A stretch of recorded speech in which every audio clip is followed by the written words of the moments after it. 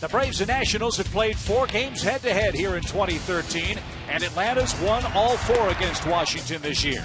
They've won 8 in a row against their Eastern foes dating to last September.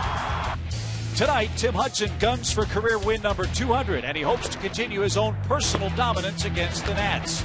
Let's keep those streaks alive. The Braves and Nats meet in Game 2 next.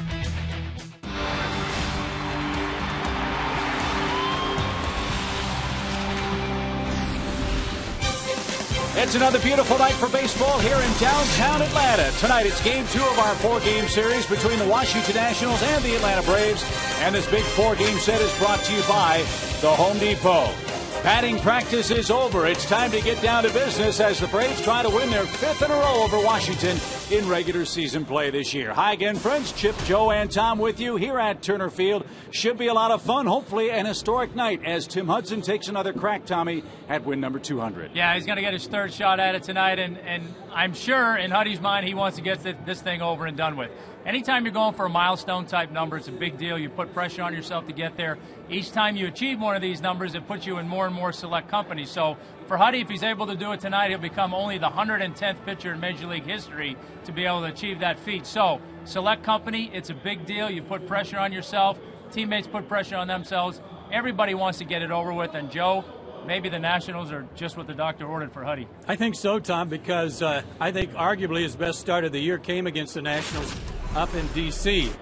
Went 7 strong innings, only gave up 1 run, and did not walk anybody. He had good command down in the zone, and that's something that when he has not pitched well this year has plagued him. He's not been able to get the ball down. He got some good defensive help here from Jason Hayward. He'll hope for a little more of the same tonight as he hopes to get a lot of ground balls from this Washington ball club tonight. And speaking of Jason Hayward, he has gone to the disabled list, but certainly not forgotten for the Atlanta Braves, who got great play from Jordan Schaefer in right last night, and look for more of the same from Reed Johnson, who gets the start in right tonight for the Braves. The right guys indeed are in right field in Jason's absence, and Tom Hart will tell us more about that big story for the Braves right after this here in Atlanta.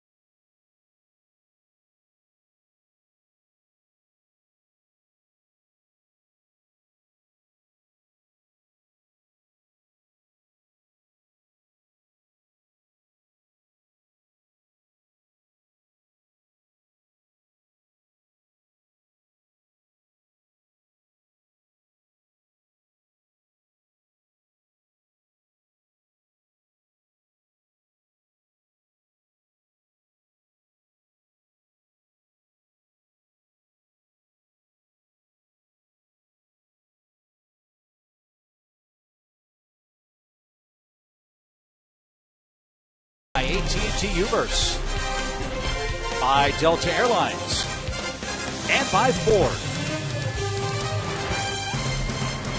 Welcome back to Turner Field. It is a picture-perfect night for baseball as Atlanta tries to stay undefeated against the Nationals in 2013. I'm Tom Hart at the ballpark where the Braves have had a rotating door in right field since Jason Hayward went down with an injury. As he went under surgery for an appendectomy last week in Denver, two guys were called on to fill his spot, and boy, have they ever. Reed Johnson has been fantastic when called upon in right field. He had 3 doubles in one game in his 9th career 4-hit game in one of those contests against the Rockies. Jordan Schaefer has been just as good, a menace on the base paths. Once again, he has also shown that he can hang with anybody defensively. Last night he reached base 4 times, had this key hit late in the game as the Braves came from behind to win. So take a look at our Georgia lottery hitting the jackpot numbers. Since Jay Hay was placed on the DL, Schaefer's hitting nearly 300 with an OBP of 478 and 3 bags with 6 walks. Reed Johnson's right there, a 364 average, just as good an on-base percentage. Those 3 doubles came in one game, and oh, by the way, he's hit 2 for 3 against lefties. So it's Reed Johnson who gets a call tonight with Jordan Schaefer ready to come off the bench as needed. Could be a milestone type of night here at Turner Field as Huddy goes for 200. Is win number 200 in the cards for the veteran right-hander? We'll find out. Chip, Joe, and Tom have the call when we return.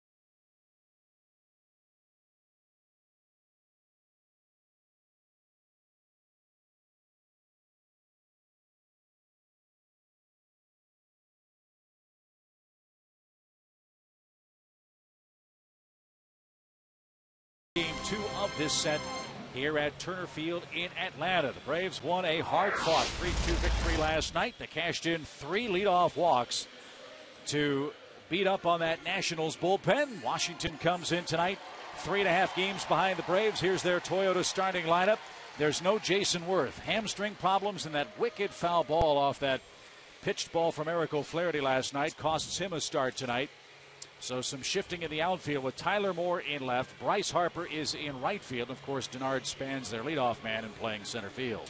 They'll be facing Braves right-hander Tim Hudson. He's 2-1 on the year. One of those wins coming against Washington earlier in the year up in Washington. You see his last 9 starts here at Turner Field, 6-2 with a 2.54 ERA. So been pitching very well here at home. And his 4 keys to pitching success tonight, first inning especially against the Nats. Last year, out of his starts against the Nationals, 3 times he gave up 4-run first innings.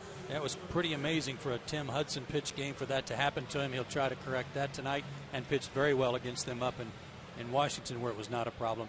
and keep the ball down. His last couple of starts, Pittsburgh, Colorado, he had a little trouble getting the ball down. Needs to be in the bottom of the zone tonight.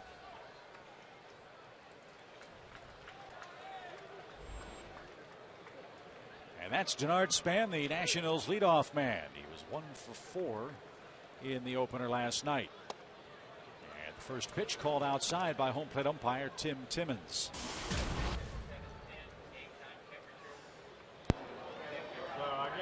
No, from now on, 3 is the one we need to go in. 1 ball, 1 strike.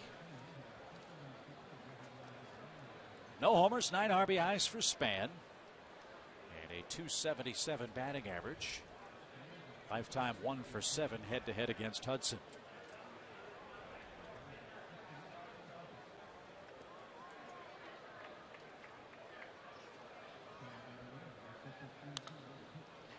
Yanked foul to the right side, and a count of 1-2. Mentioned Tim Timmons behind the plate. The rest of the crew: Mike Winters at first, Mark Wegner at second, and Laz Diaz, the umpire, at third base.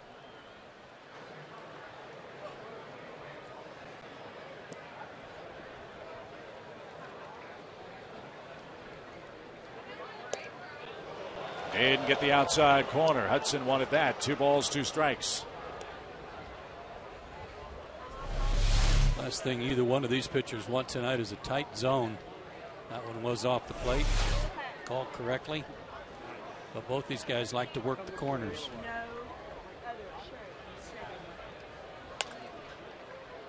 Slapped foul by Denard Span. Count stays 2 balls, 2 strikes.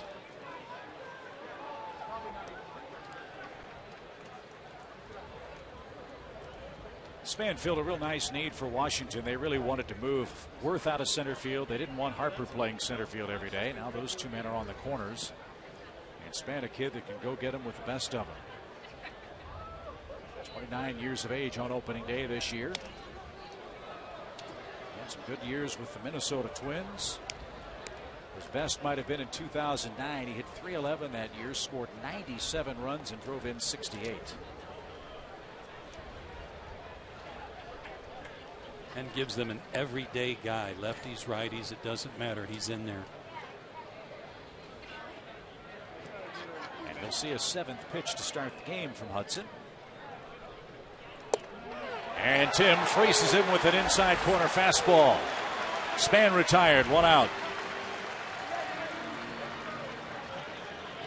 Well, he didn't get the call away. Span fouled another one off away and came back with that front door sinker that so many hitters give up on. It comes back over the plate. Good start to the bottom of the first, or top of the first, excuse me.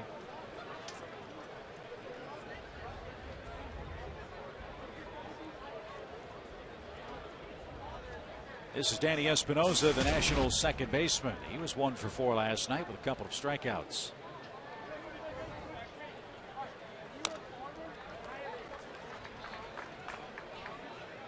He's at 182. In fact, guys, I think it's safe to say that as much as the Braves' offensive woes have been discussed, you could say the same about this Washington ball club. Only a couple of guys really clicking right now for Davey Johnson's crew. Yeah, if it weren't for Harper and Ian Desmond tonight, with Worth out of there, they'd be really in bad shape.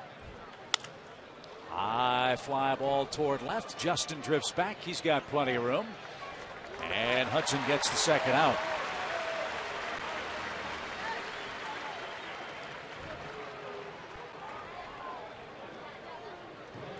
Those 2 guys I just mentioned, including Bryce Harper, who's coming to the plate, hitting .328. The rest of the team, .213 on base percentage and slugging, reflective of how much difference there is between those 2 guys and the rest of the team as well. 100-point difference in on-base percentage. Bryce Harper with the bases empty and 2 outs. He doubled his first time up last night and enters play today with the 3rd highest batting average in the National League. Harper at .356.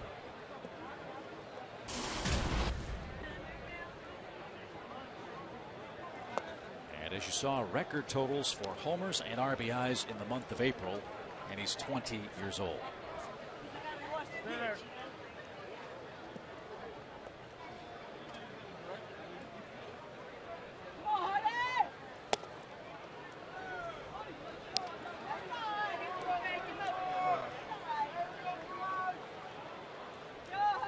everybody on board to get this 200th win tonight.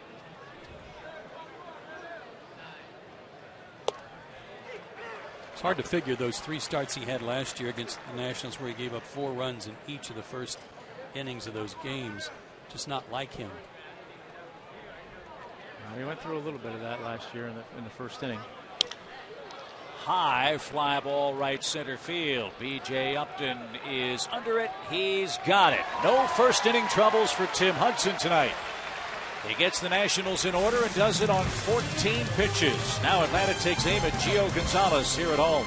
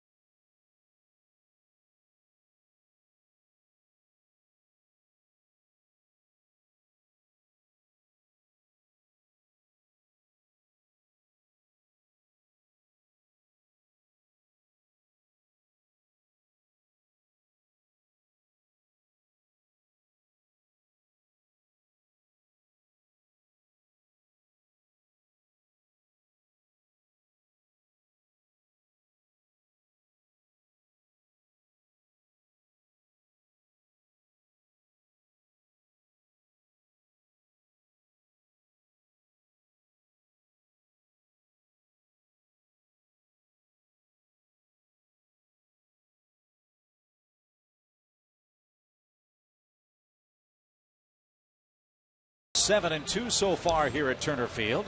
And after Washington was retired 1-2-3 in the first, here's the Braves Toyota starting lineup as presented by manager Freddie Gonzalez. New look at the top. Andrelton Simmons and Chris Johnson bat first and second. Chris, the 7th different 2-hole hitter used by the Braves so far in this 2013 season. He bats in front of Justin Upton, who's seeking an April record tonight, with Freeman, Gaddis, Uggla, B.J. Upton, Reed Johnson in right field, and Tim Hudson ninth. Facing left-hander Gio Gonzalez, 2-1 on the year. Had a lot of success with the Nationals, 23-9 as a National, but certainly not much luck against the Braves. 5 starts, 2-3 record. 4 starts against the Braves last year, and in 3 of those starts, he didn't get past the 5th inning. So he's struggled against the Braves. His 4 keys to success tonight. Number 1, walks. He's already walked 13 batters in 28 innings. And last night the Braves drew 5 walks. 4 of them were leadoff walks from Steven Strasburg, and later in the game a leadoff walk in the 7th that led to the go-ahead run. And the guys at the top of the order tonight have done some damage against him, including Simmons and Justin Upton, who had homers off of him in Washington last time he faced us.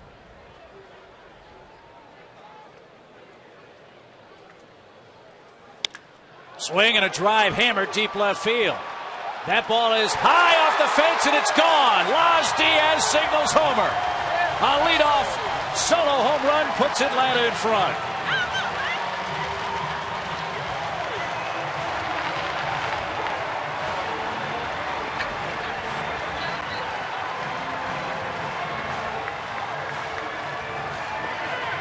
Talking to Andrelton before the game during batting practice and complimenting him on how he has gotten his form back after maybe letting his swing get a little too long, trying to hit home runs.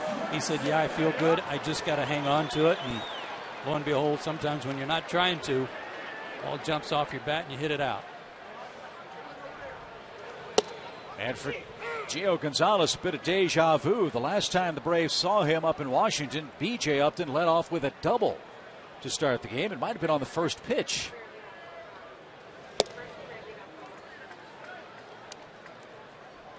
So Andrelton Simmons, who hit a lot of big home runs for the Netherlands in the WBC, hits a leadoff homer tonight, the first in his big league career. Chris Johnson down on strikes for the first out. Pitch was in, too. Right, not as in as he wanted it, but he was definitely trying to go in there. Got it on the inner third. Just a matter of whether or not he got enough of it to get out, and it landed right off the top of the fence.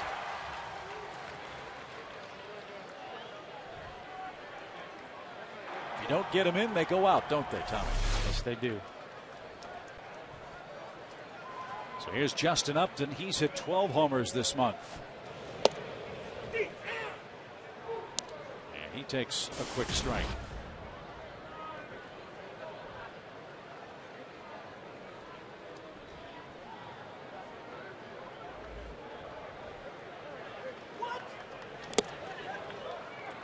Good breaking ball. Throws hard, mid-90s fastball, curveball, and as you were saying before the game, Tom, a changeup that he's kind of abandoned. Yeah, he really has. And, you know, with this lineup that he's facing, boy, he better command that fastball or have a really good breaking ball. Last night, I think that's what saved Strasburg. He couldn't locate his fastball very well, but he had a good hook. Strasburg diagnosed with forearm tightness after the ball game last night. Was looked over by the Nationals medical staff. He's hoping to make his next start.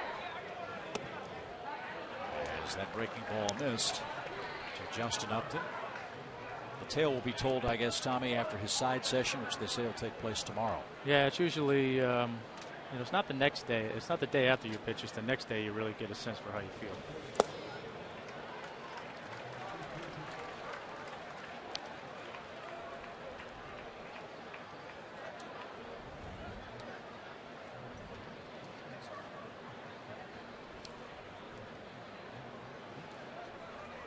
Two balls, two strikes. And way upstairs, Tom Hart reports to us that Mike Rizzo, the Nationals general manager, who's here in Atlanta for this big series, he said Strasburg is expected to make his next start. They say the elbow is structurally perfect. That home run by Simmons, guys, 37th by the team in April. Only the 1998 Atlanta Braves have hit more, or did hit more in April. They hit 41.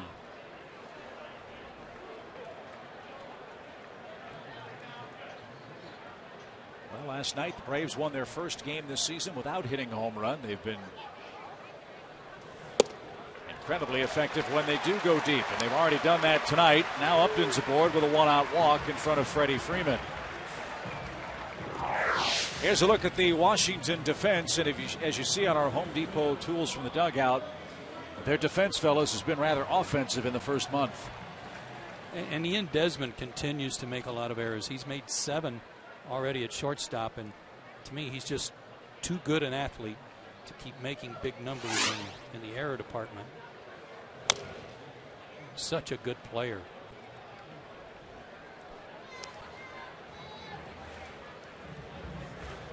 Desmond with 7 errors at shortstop.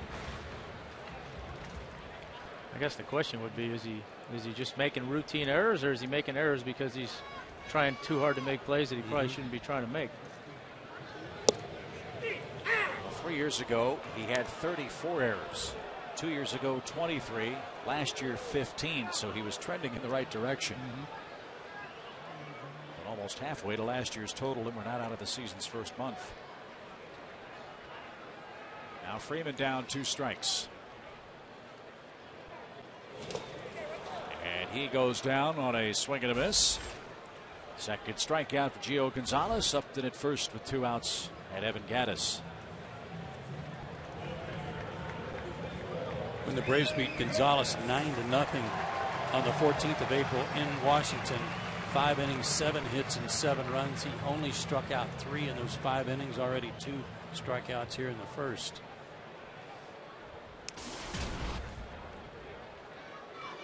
Gattis had a first inning RBI double up in Washington on April 14th. Let's see what he can do in this first inning with 2 outs.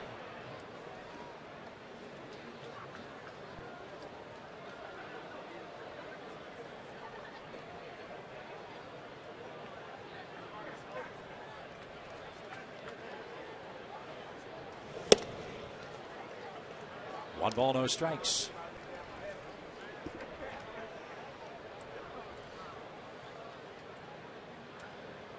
He was lighting the ball up in batting practice and really concentrating on hitting the ball to right center. He's been pulling off the ball a little bit, kind of spinning on his front heel, which is allowing his front hip to fly open. And Greg Walker commented during batting practice, that's a good way to get back to where you want to be, by just hitting the ball to right center. Well, he's going to have to, because I think the more and more people see him, they're not going to be pounding him in to get him out. They're going to show him in, but they're going to make him show that he can hit the ball away. He drills this one deep to left field, and that ball is off the fence. It ricochets away from Tyler Moore. Here comes Upton around third. He's going to score. Gaddis doubles to make it 2-0.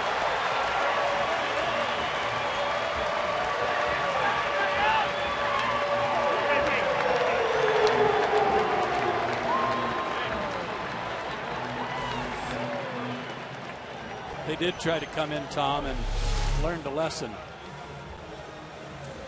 Yeah, I mean, to me, that's just poor pitch selection right there. I mean, you know, when you know a guy's good inside, it doesn't mean you can't pitch him inside. You got to pitch him inside where he can't hit it. And in that situation, you can't be making a mistake inside in the strike zone against a guy that's a good inside fastball hitter.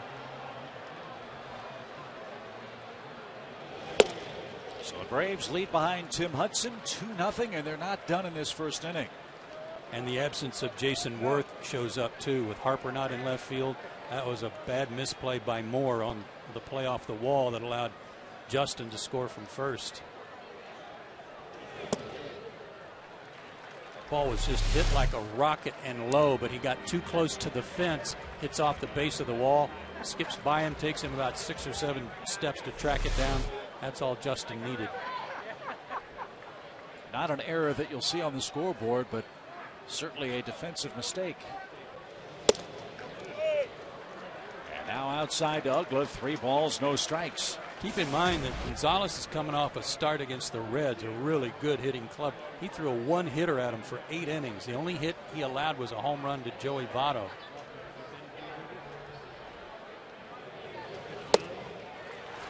Uggla walks on 4 pitches. Second base on balls for Gonzalez in the opening inning.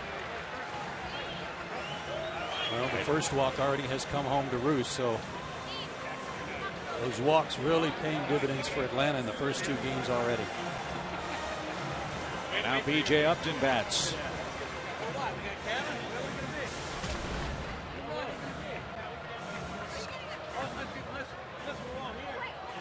Upton ready to turn the calendar to May 1 tomorrow. Let's see if he can finish April with a bang tonight. 2 on, 2 out, 2-0 Atlanta, the first inning lead.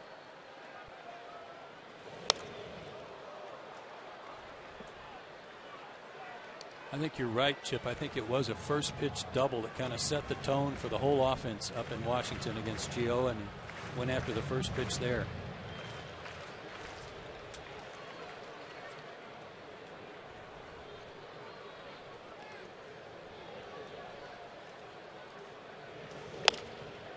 Little dribbler to the left side. Charging is Tracy. He lobs to first in time. And that retires side, or no, catcher's interference. We got catcher's interference. Gio Gonzalez got the little dribbler he wanted, but catcher's interference is called. Wilson Ramos interfered with Upton's bat, and the inning continues for Atlanta. That is also a defensive error. It's funny, I was watching BJ go down the line, and I wondered why he was slowing down. And he obviously knew before any of us that he had made contact with the catcher. And Ramos trying to pull his hand in, but look at it, he's pointing back already.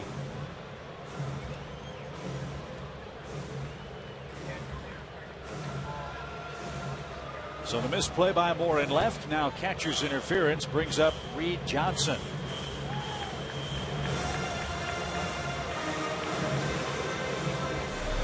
Simmons is the home plate umpire.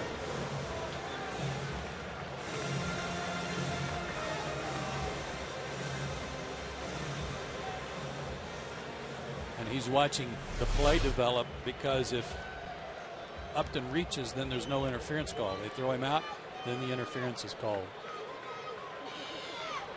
So walk in the air continues the inning for Reed Johnson, 8th place hitter, and a drive down the right field line, foul into the seats. Steve, right one. And when he's pointing like that, that means it's not a dead ball. It's not the play's dead immediately.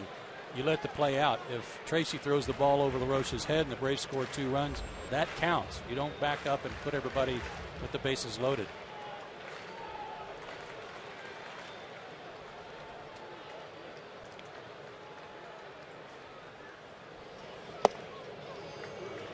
Up and in, evens the count. Well, we talked a lot last night about Strasburg's body language, and I think it was mostly he was frustrated with himself. Gio's body language right now is he's not real happy with the strike zone. Wow, how did he hit that? Yeah, not hit it off his ankle like Jason Worth did. Probably a good thing he did hit it. Might have hit him. That was boring in on his belt.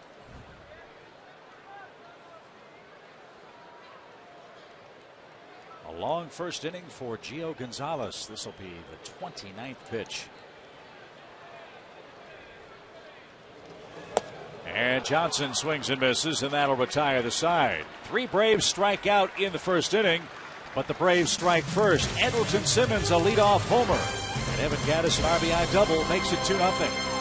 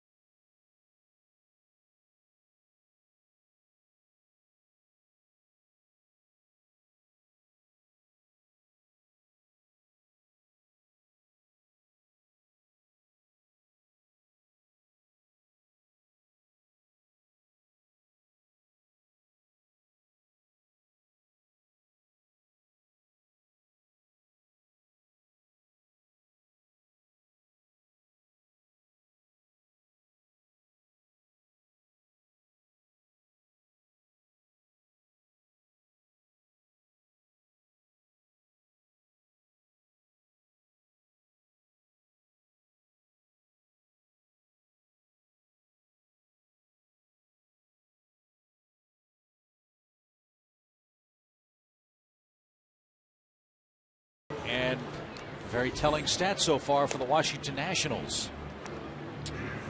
That would lend itself to believe that the Braves are in good shape right now. Go ahead, Joe. Sorry. Braves scored first last night, but lost the lead. Still came back to win. So a 2-run advantage for Tim Hudson, who worked his way through a 1-2-3 first inning on 14 pitches. Now he'll face Adam LaRoche. I'm doubting Adam will see a knuckleball like they did this past spring when Hudson and LaRoche met down in Orlando.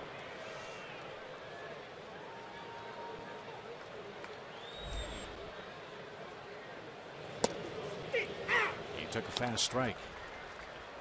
No secret, Adam's been slumping. He broke his 0 for 26 slump with a second inning hit last night. Finished the evening 1 for 3.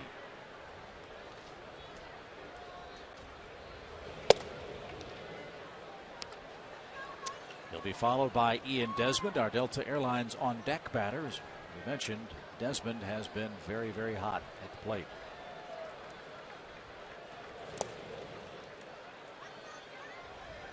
Two balls and a strike. For more on the struggles of Adam LaRoche, let's check it again with Tom Hart. All right, Chip, thanks, guys. We know he broke out of his slump last night thanks in large part to Chipper Jones. I talked to Adam today, asked specifically how did Chipper help, and he said this isn't a strange occurrence. even though they're teammates for part of 4 seasons, once Adam left the Braves, Chipper was always there to place a phone call to help him out when he saw something out of his swing. He said there are very specific things that Chipper pointed out that I was doing wrong to get me back to my old swing. He said anytime a friend like that can help out, that's good news.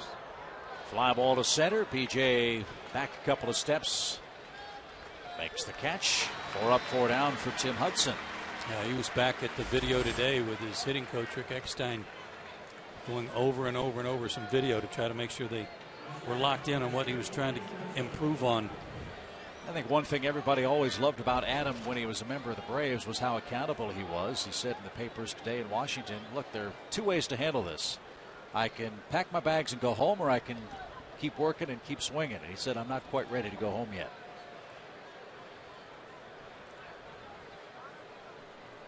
One out for Desmond, hitting .303 for the Nats. And a quick strike one from Tim. Yeah, it's amazing. It's amazing how year after year after year that certain portions of the season where guys struggle, they just always seem to struggle no matter how much you change your routine or how differently you do things. Hot shot toward third. Nice pickup by Chris Johnson. Perfect throw, 2 outs. We saw the Nationals in spring training. Tommy and I was talking to Adam before that game, and he said, I've hit, this was late April or late March. He said, I've barreled up 3 balls so far. I'm way ahead of pace. Yeah, and it's not the thing. It's not the kind of thing that, as the player, you give into it. You're trying to figure stuff out. You're working on stuff, but at some point, mentally, you just have to resign yourself to the fact that it's just not going. But I got to keep working. Your first inning troubles were well documented. What did you always say? You've got 8 more, right? Exactly. You know, get them out, get it out of the way, and move on, and don't give up any for the next 7 or 8, however long you're out there. And the same for Adam LaRoche. April, he's a .214 hitter. He's got 5 more months to get hot. This is Tyler Moore getting the start in left tonight. No homers, 4 RBIs. And a little dribbler to the right side. Long run for Dan Uggla. Gets there, makes the play. 6 up, 6 down for Tim Hudson.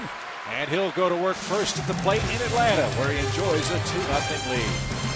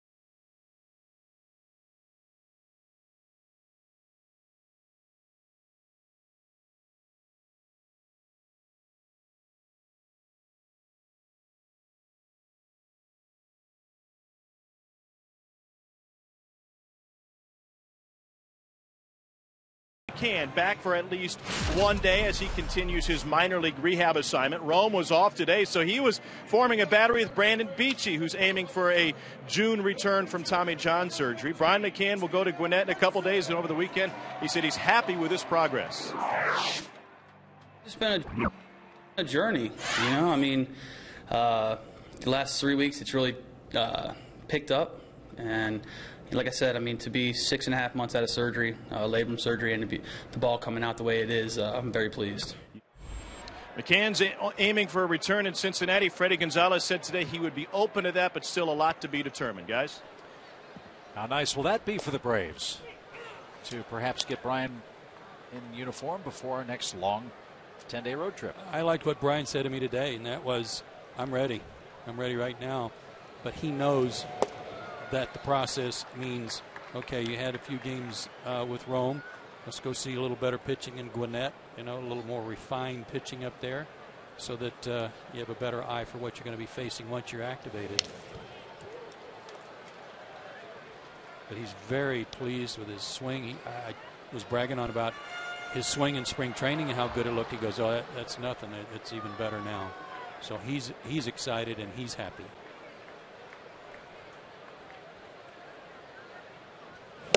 How nice is it for a 16-9 club to be able to think about adding a 6-time All-Star to their roster in a week? Yeah, it's the rich get richer. It's a good problem for the Braves to have.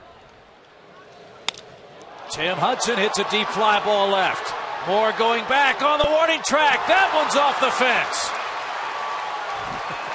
Hudson doubles to start the second.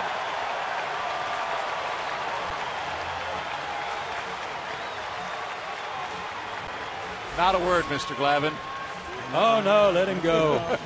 No, it's funny. I saw Huddy last night, and, in the clubhouse after the game, I said, hey, a little bit of tough luck the last time out. I said, there's that old rule. If you shut him out and hit a home run, you can't lose. And he almost took me up on the home run part right there.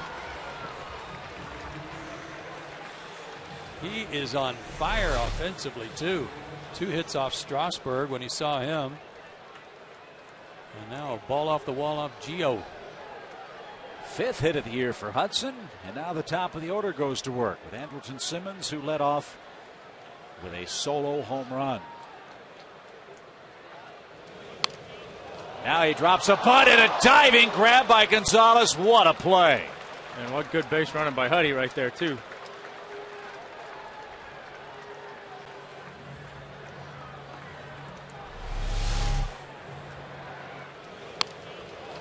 Andrelton trying to bunt for a hit there.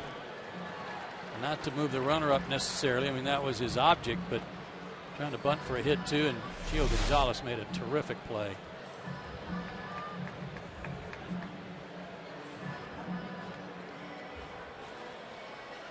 So Ian Desmond in for a quick word to let Gonzalez gather himself. A great grab to retire Andrelton Simmons for the first out.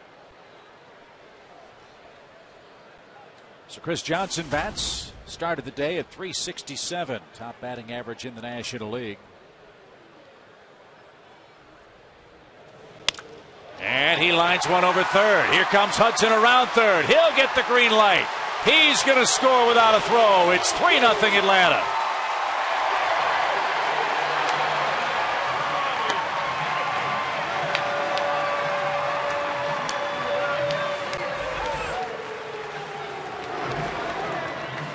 First pitch, wasn't it? Braves are going after some first pitches here, and he got a fastball right there. Well, that's why I say, with this lineup, a guy who's only throwing fastballs and curveballs, you can, when you don't have to worry so much about hard and soft off the fastball, you can go up there and just essentially eliminate the curveball until you get 2 strikes. And with this lineup, hitting fastballs the way they do, that's why I say he better be really good with his location with his fastball.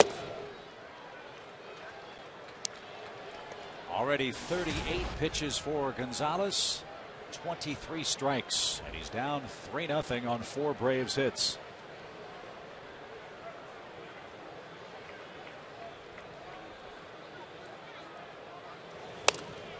Lined into the seats, foul. Joe mentioned the one hitter that Gio threw at the Cincinnati Reds last time out. That really helped cover up what had been 2 very bad outings back-to-back for him before he saw Cincinnati. And more trouble here tonight. Yeah, and one of those was against Atlanta. He allowed 12 earned runs in 2 starts over 9 innings against the Braves and Mets.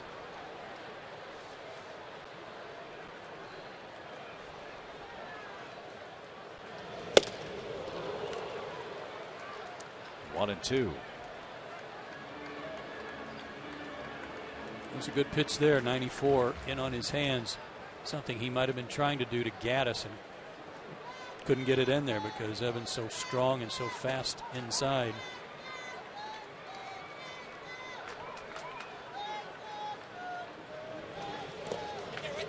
That one pops away from Ramos, and Johnson moves up 90 feet.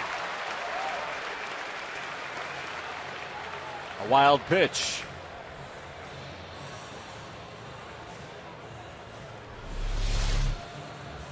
Chris Johnson at first, bouncing off, and really didn't come to a stop.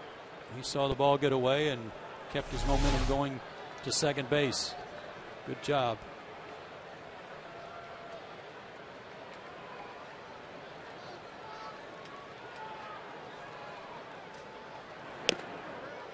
Way high, 3 balls, 2 strikes. He got ahead of Justin in the first inning and then started trying to make sure he didn't make a mistake and walked him, and that led to the second run.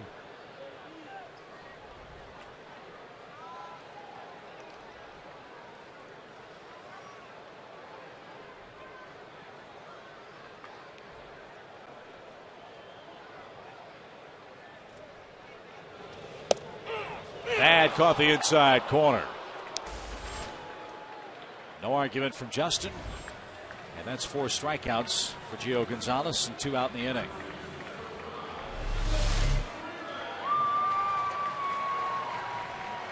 Good pitch.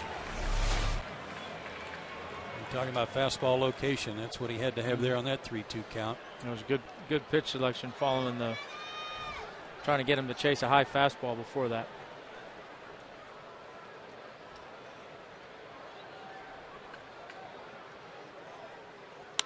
Freeman, a line drive into right center. That's going to drop for a hit. Johnson will come around and score. And the Braves are killing this man on first pitches tonight.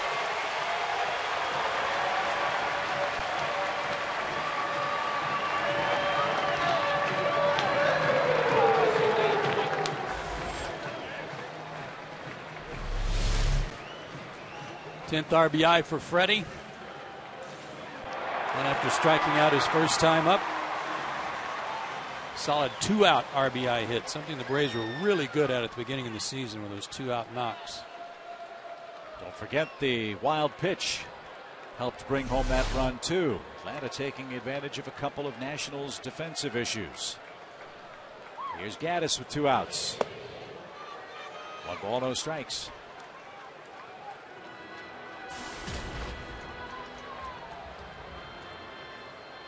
Sure, you're never comfortable in your rookie season in the big leagues, but this is the first time Gaddis has seen an opponent for a second time in the major leagues. So maybe, Tommy, a little better idea of what Washington's trying to do to him. Well, sure. He's, everybody else has the benefit of watching video against him, so they can make adjustments based on what they're seeing on video. He now, like you say, has the opportunity to start seeing guys for the second time, so he's a little bit more familiar and knows what to eliminate and what to look for. I think as a pitcher, you can watch video of hitters and kind of formulate a game plan, whereas as a hitter, you can watch all the video you want and have an idea, but you don't really know until you get in that batter's box to see how that ball's coming out of his hand or see how that breaking ball really breaks. It's true.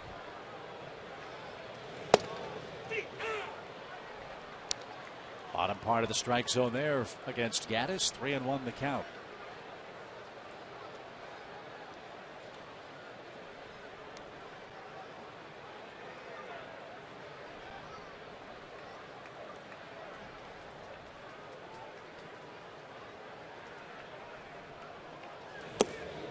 Another walk.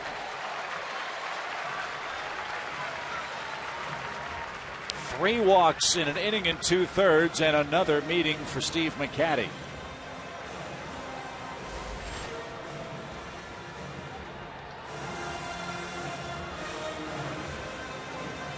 Well, he's a little bit betwixt and between here.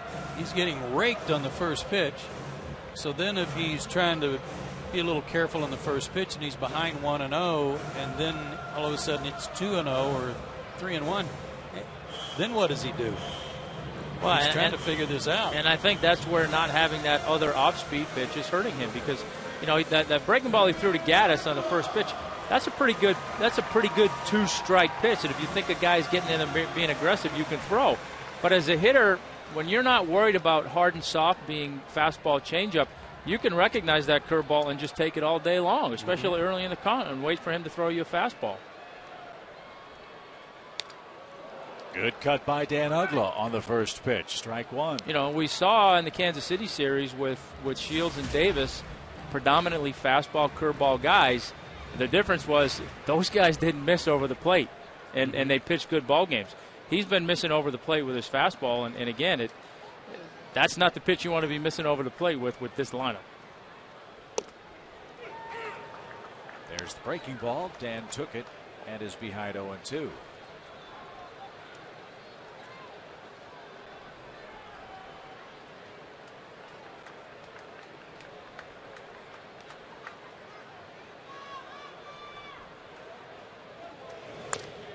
One of the things the guys talked about last night after the game was trying to, even though Strasburg wasn't himself, he was really battling. Braves only got 2 runs off of him, but they were trying to run his pitch count up, try to get him out and get into their bullpen. Gonzalez already 52 pitches. He's not out of the second inning.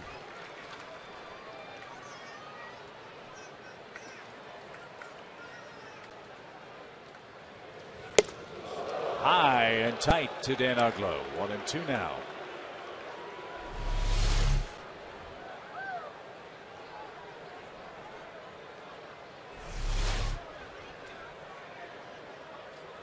Freeman at second, Gaddis at first. 2 outs.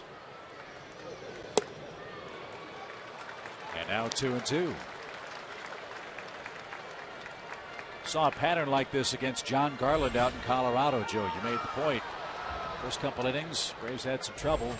Made him get the ball up, and then Garland paid the price. This time Gonzalez gets Ugla to swing and miss. How about the night Tim Hudson is beginning? He helps himself. He doubles. He scores the 3rd run of the night for the Braves. He's looking for his 200th win, and he leads 4-0.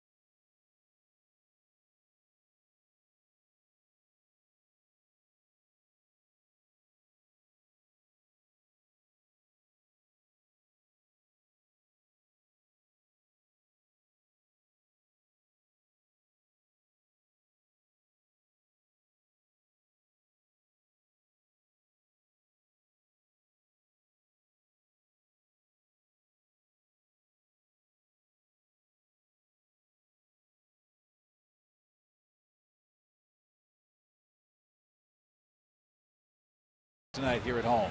Yep, it's always a good thing when you have a whole bunch of A's on caps for the summary.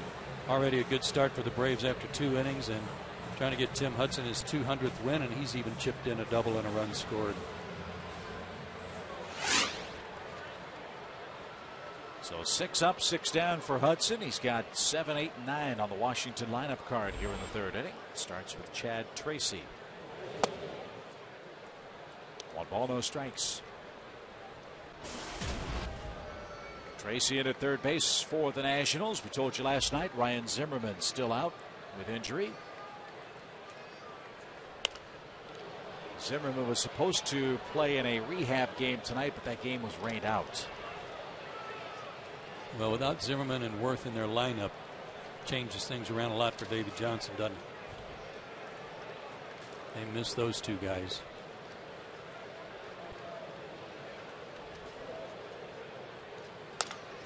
Bouncing ball to first. Oh, it stayed down. Freeman knocked it down. Flips to Hudson at the bag.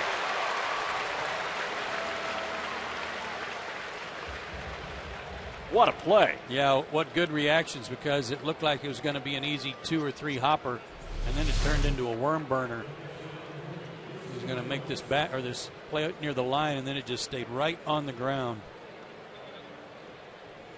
Good hands by Freddie.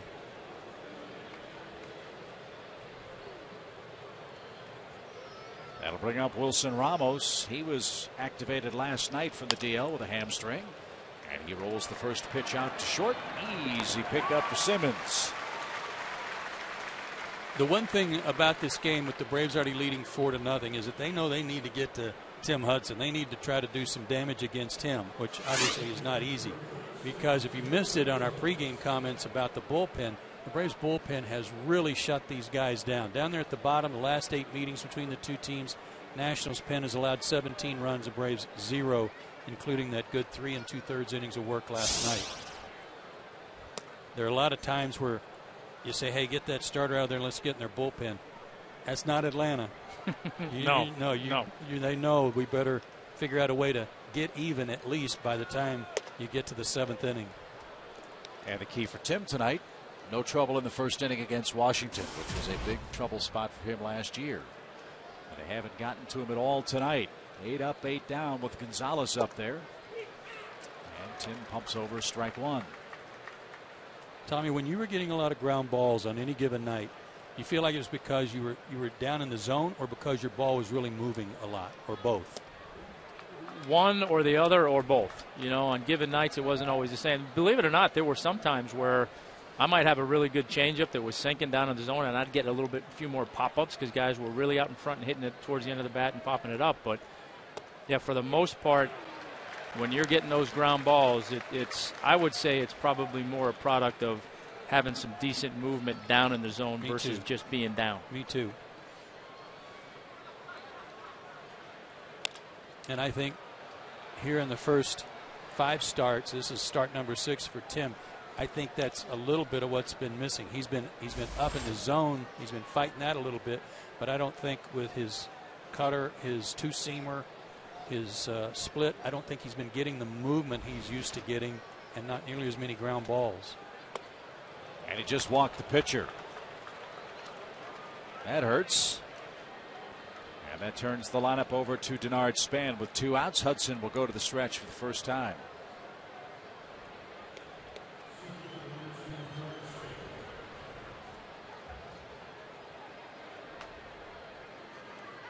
Span's cooled off a bit. 1 hit in his last 10 at bats.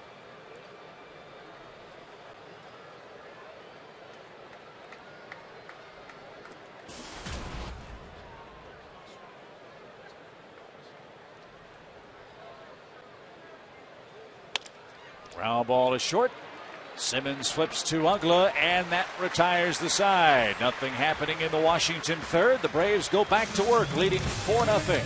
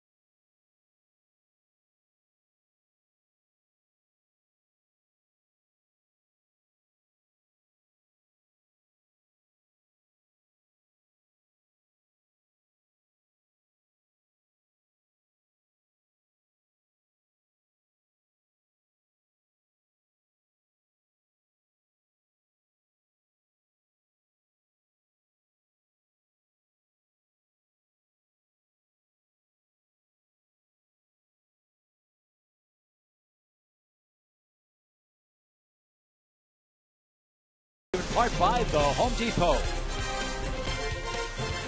Great start for the Braves, and Tim Hudson leading 4-0 as the Braves up for the bottom of the third inning. A quick peek at the National League Eastern standings. The Braves at 16-9. They are 9-1 against the East. And here's our Ram Trucks power stats. That's a pretty good combination, wouldn't you say? 5 runs a game and an ERA of just over 1.5. And in this day and age where you're playing so many games within your own division, you take care of business like that, you're going to make it awful tough on anybody to catch you. Last year, the Braves were 46-26 against the East. The only team against which they had a losing record was Washington. They were 8-10 against the Nationals last season. And that little bottom note, best start in the division in 30 years, I'd say that's a pretty good accomplishment too. B.J. Upton reached on catcher's interference his first time up and is down a quick strike.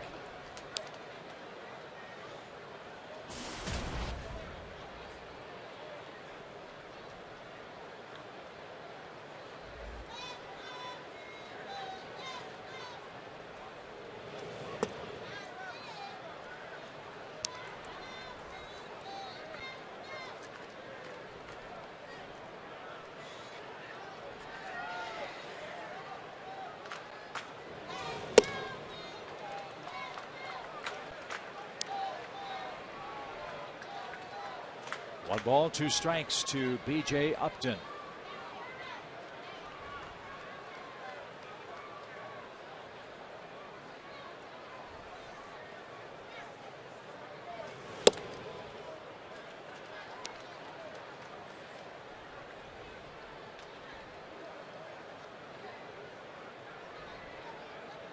Wow.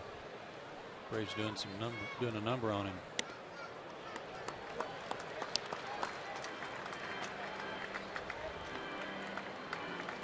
So far, neither he nor Steven Strasburg have been able to command their fastball very well. Full count for Upton. And a leadoff walk. 4th walk for Gio Gonzalez tonight. As he trots to first, a reminder, fans, save big on your next Braves game with the Chevron value plan. For just $69, you'll get 4 tickets, 4 hot dogs, 4 Cokes, a parking pass, a game program, and a $10 Chevron promo card. A savings of over $50. Visit Braves.com/value today. That's a good deal. So that's 17 walks he's issued on the year, and 7 have been to Atlanta. And he's done that in only 7 innings plus 1 batter.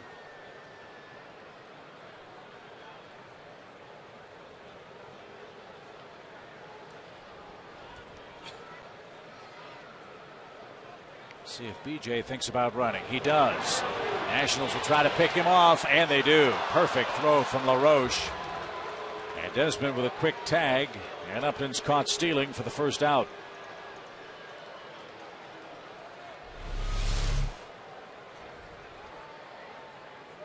He thought he got his foot in there. Called out by Mark Wegner. Couldn't tell on that one. That was a perfect throw by LaRoche.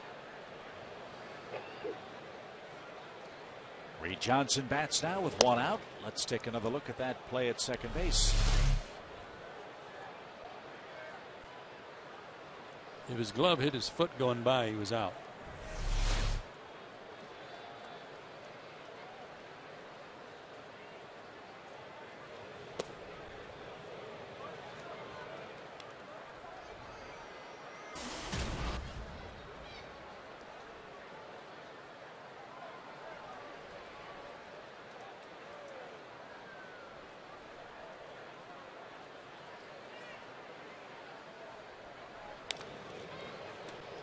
Good cut, 2 balls and a strike. Reed's pretty fast in his own right, but his look, I mean, he's got shiny hubcaps, so it makes him look like he's running a lot faster. You know, white stripes on his shoes, white shoestrings.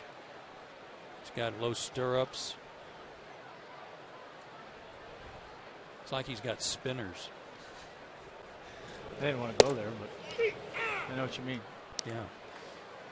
You think that makes him look faster? Yeah, I remember when you had that Mitsubishi sports car. Yeah. You had those fancy wheels, wire spokes. I thought you looked fast too. Never had wire spokes.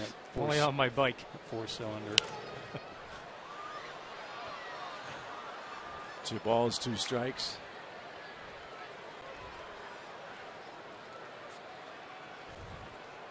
Joe, did he put the bubblegum cards in the spokes of the car too, like the bicycle? No, but if it was hot in summer and he had his window down, you'd go by him and you'd hear him going.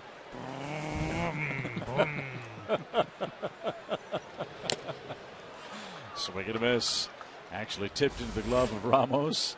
And that's the second out. What a helter-skelter pitching line for Gio Gonzalez so far tonight. 4 runs, 5 hits, 4 walks, and now 6 strikeouts. And barely kept Tim Hudson in the ballpark because he's an athlete. That he is. That's how you spell pitcher. ATHLETE.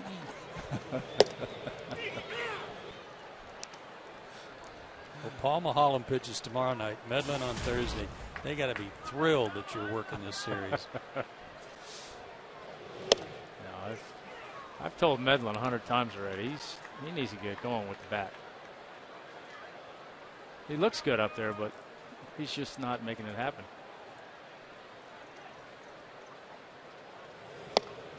Gio Gonzalez has his 7th strikeout, but he trails by 4 runs. Espinosa, Harper, and LaRoche up for Washington after 3 innings.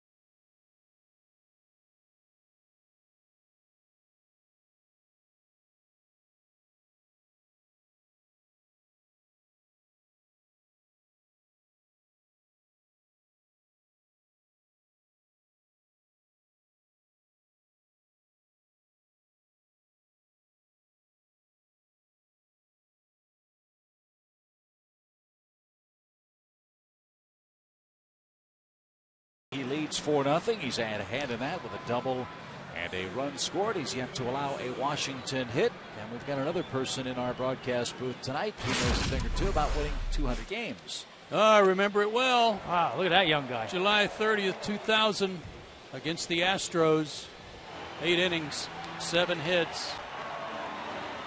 Just gave up 3 runs on his way to a 21-9 season in 2000. I got the lineup card too. Bobby handed you, right? Yeah, nice. Yeah. I have that at home somewhere. Wow. Yeah, that was a good day. My wife had a nice big party all planned. It was a good thing I won.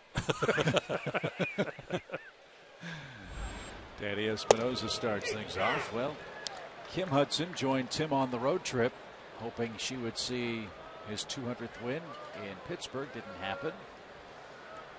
But she's here tonight, I'm sure, with friends and family, and has to be very excited about the possibilities so far tonight. Well, see, he's home now, and she could probably make all kinds of plans for a victory celebration at home.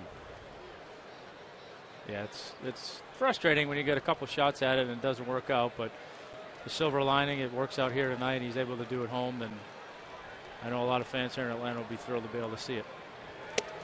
Swing and a miss as Espinosa chased the ball up around his collarbone. One away in the 4th inning.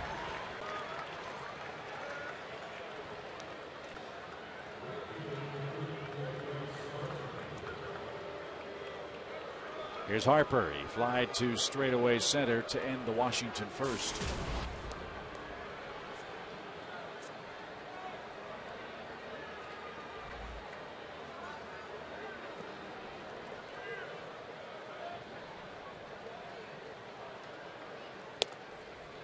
Way outside, 1 ball, no strikes.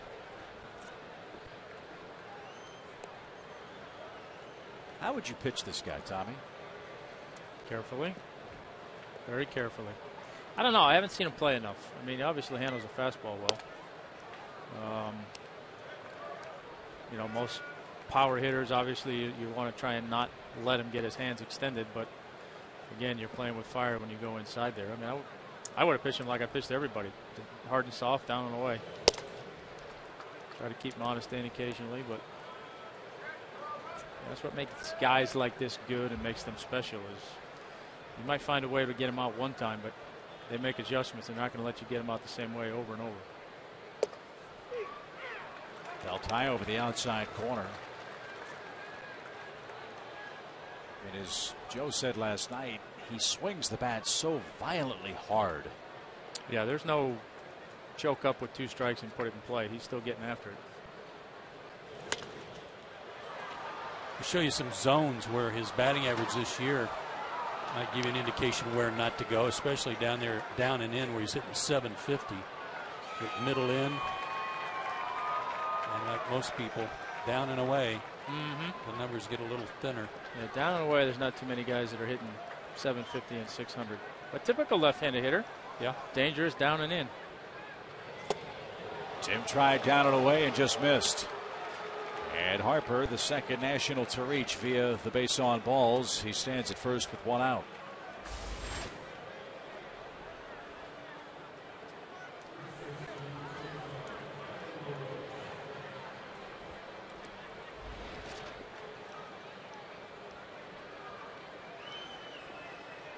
Adam LaRoche is the hitter.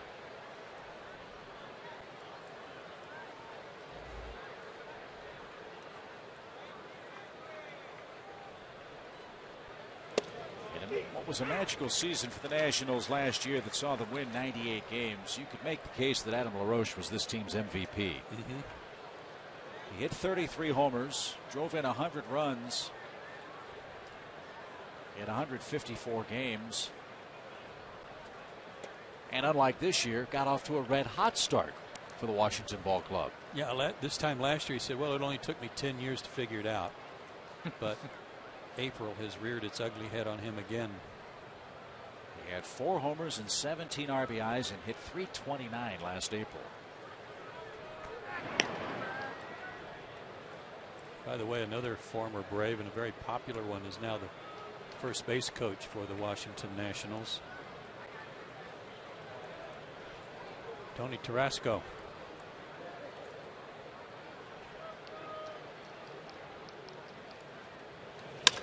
Ground ball. Freeman spears that. Fires to second one. And the return throw to first just a little late. It was just a slight hesitation between Freddie and Huddy as to who was going to cover the bag. Huddy stuttered step for a second, thinking Freddie was going to go back. And that was enough to not be able to turn the double play. That's why Anderson had to hang on to it, because he didn't know who was getting over there. Tim watching the play and then didn't realize he had to be the guy.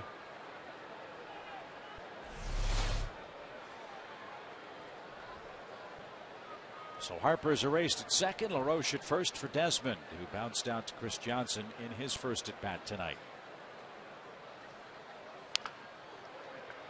A number out to short. Another flip to second. Tim Hudson's fired 4 no-hit innings tonight. After the 2-out walk to the pitcher, he had to throw 1 extra pitch. After that failed double play, he had to throw 1 extra pitch. No harm.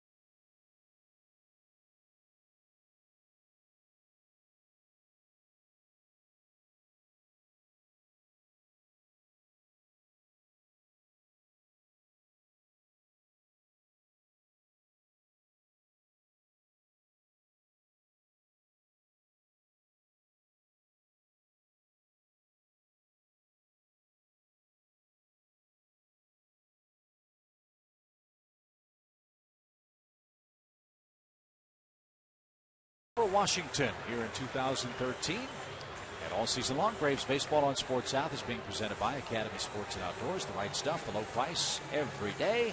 Joe Simpson, Tom Glavine, Tom Hart, the rest of our great Fox Sports crew. Here's truly Chip Caray here at Turner Field, where the top of the order goes to work again against Gio Gonzalez. He's walked 4, he struck out 7, but trails 4-0 on 5 Braves hits. The first of them by Atlanta left the ballpark in the opening inning.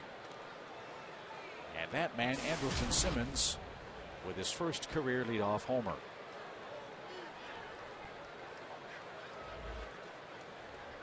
Jordan Schaefer in the leadoff spot, on base 4 times last night, 3 walks and a single, 2 stolen bases. Andrelton 1 for 2 tonight with a homer leading off.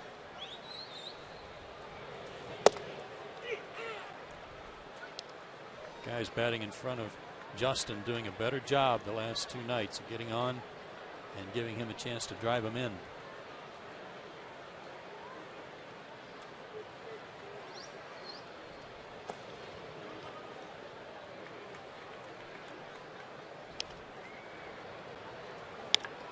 This was the Moe's Southwest home wrecker home run. It came at home, therefore it's a home wrecker home run.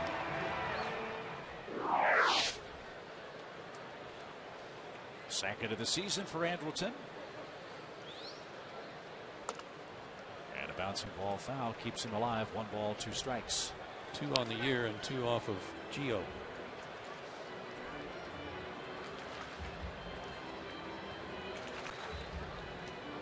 Not quite Mark Redmond or whatever his name is off of me. Mike Redmond. Oh yeah, like you don't know his first name. But he's on his way.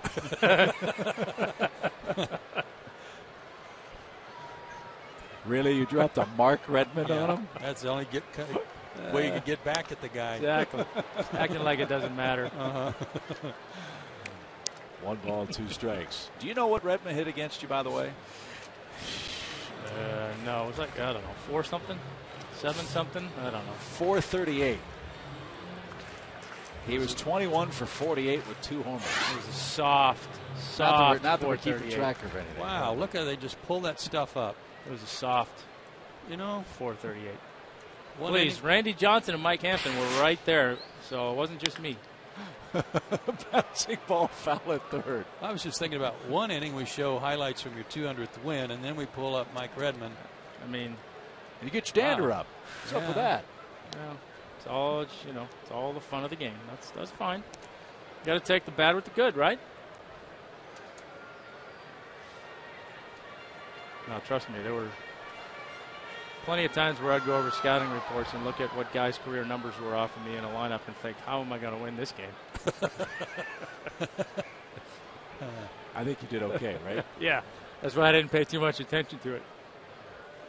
1 ball, 2 strikes. And a line drive into center field. Andrelton Simmons' bat is coming to life. That's his 4th multi-hit game in the last 9 played by the Braves. And a 7-pitch sequence turns to Atlanta gold in the 4th. Yeah, he spoiled some good pitches, too, to get one he could handle. It looked like a fastball that had a lot of the plate.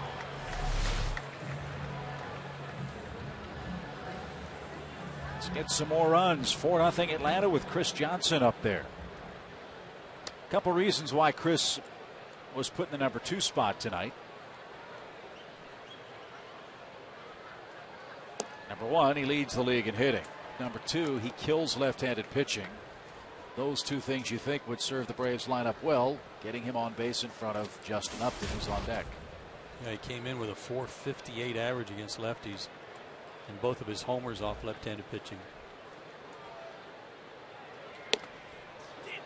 He couldn't stop his swing, and the count evens up at a ball under strike. And number 4, didn't this keep the streak alive? Isn't this 11 different lineups in 11 straight games?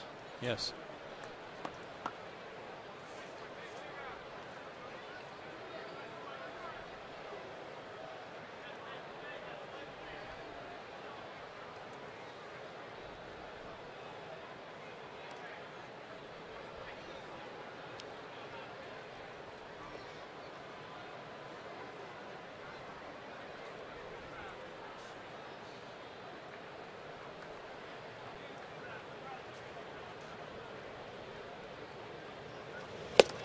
Swing and a miss.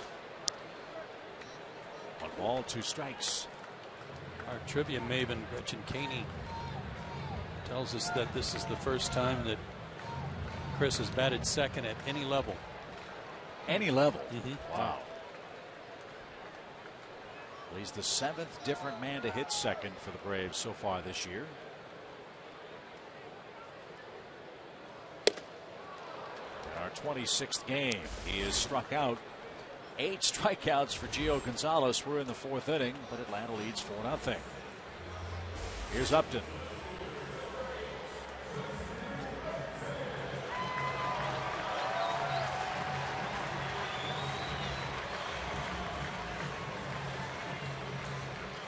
This is certainly a different kind of Braves offense, is it not? We've seen all the home runs. We've seen the frustrating strikeout totals and not much offense. Tonight we're getting a combination of those 2 factors.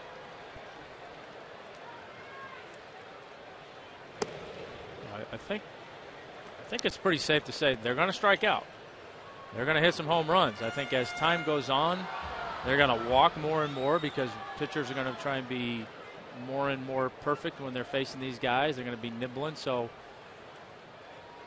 you know, it's, again, they're going to go through their ups and downs, but I don't care. There's not going to be a starting pitcher showing up saying, I cannot wait to pitch this lineup on any night. I can tell you that.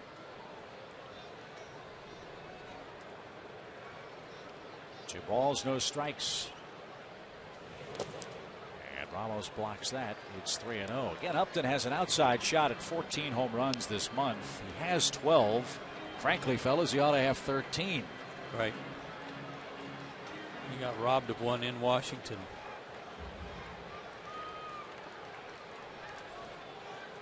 See if he has the green light. And he takes ball 4 low, 2 on, 1 out. Here's the flashback at Nats Park. Off of Russ Detweiler. Remember this one? Ruled a ground rule double, but it clearly hit the railing, which is a home run, and shot back out onto the field. The umpires,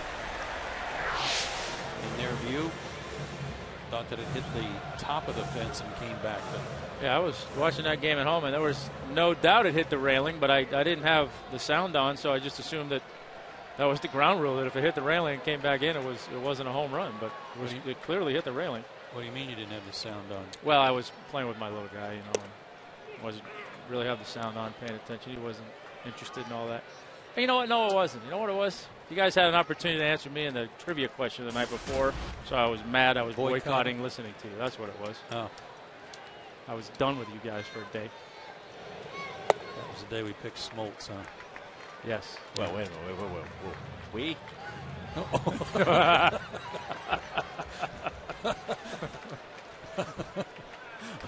One ball, one strike. Is that a big bus? For Freddie Freeman. Bouncing ball toward Desmond at short. He'll flip to second. Out there, safe at first.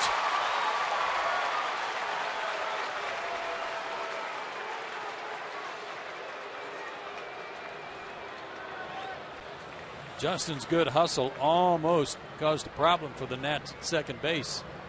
He almost beat that toss. I thought he did. Big chopper.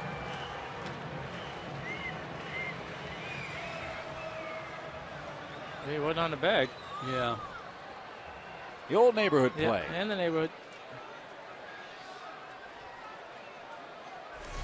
Clearly safe at first, and that brings up Gaddis. 7 doubled home a run in the first. He's also walked.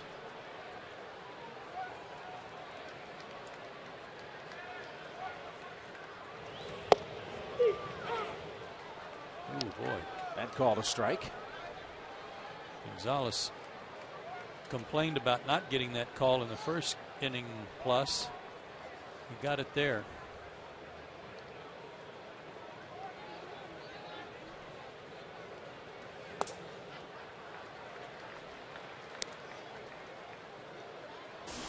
Threw a great changeup to Ugla to strike him out to end the second inning. I don't know that he's thrown another one since.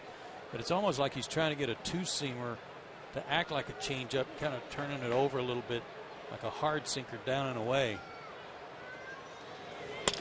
Line drive right center field, in for a hit. 1 run scores. Freeman around second. He's on his way to third, and Evan Gattis having a big night for Atlanta.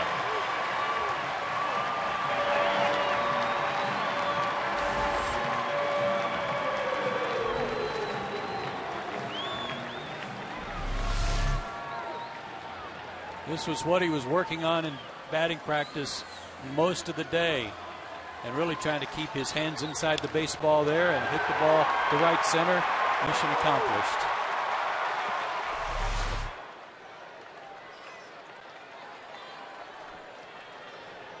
Two more RBIs for Gattis, and now Uggla hits and swings and misses. Strike one. Washington's bullpen will have to get busy here in the Braves' fourth. And Atlanta 3 for 8 tonight with runners in scoring position.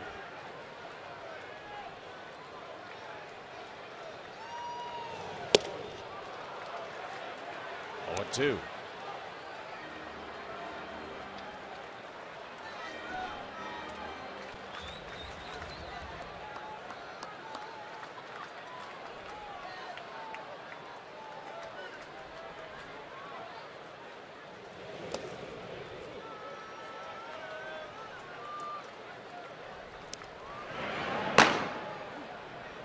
Duke, their only lefty in the pen.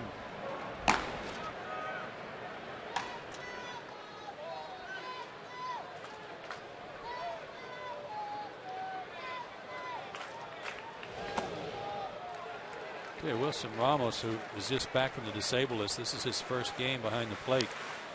He's been tested tonight. He's having to work hard. Nationals thought about playing Ramos last night, but with the hamstring and travel day, Davey Johnson wants to be very, very cautious with Ramos. And Uggla goes fishing and comes up empty and strikes out.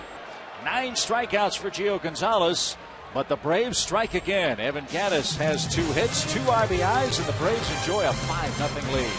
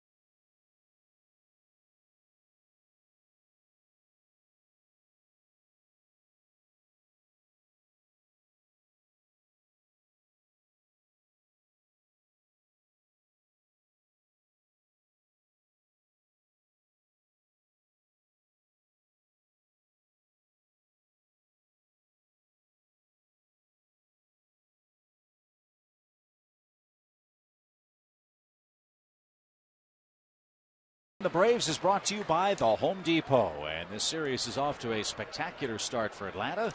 Braves were winners 3-2 last night. Tim Hudson enjoys a 5-0 lead as we head to the 5th. Tyler Moore starts things off. Moore's 4th start this season for Washington. He's 0 for 1 tonight.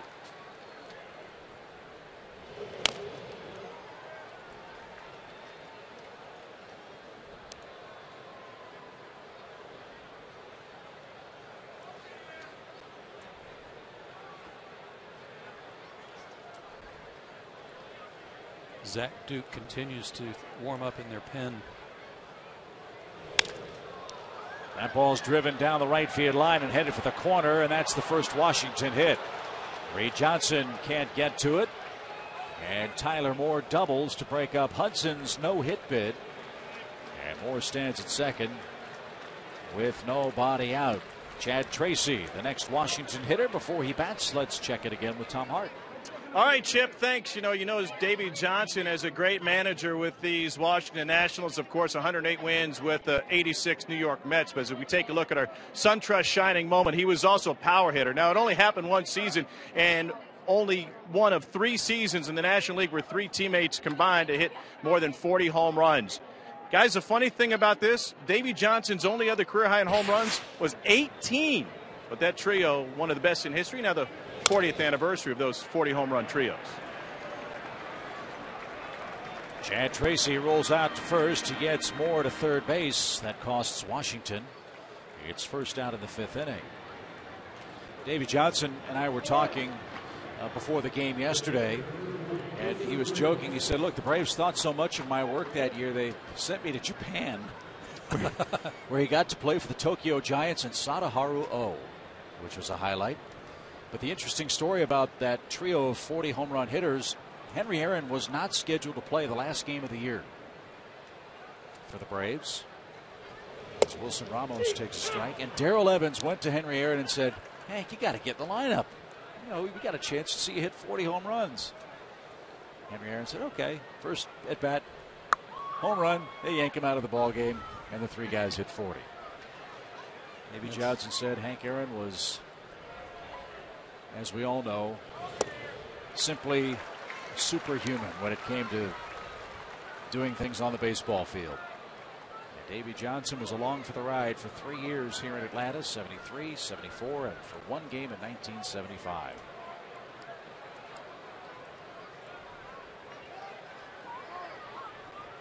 Oh, 0-2 to Wilson Ramos with 1 out. Slow roller hit toward third. Johnson will play that fair ball in the stretch. My Freeman at first is in time for the second out. Moore will score the first run of the game for Washington. It's now a 5-1 score. This looked like he was trying to decide if he was going to let that ball go and prevent the run from scoring or take the out.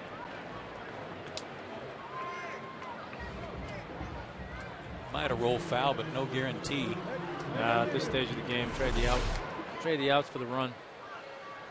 It's the end of the line for Gio Gonzalez. Roger Bernardino pinch hits.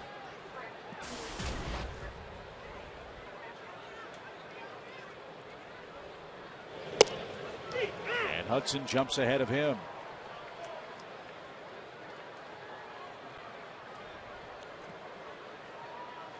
Bernardino played for the Netherlands in the WBC and really struggled at the plate to start the year. Began the season 0 for 16.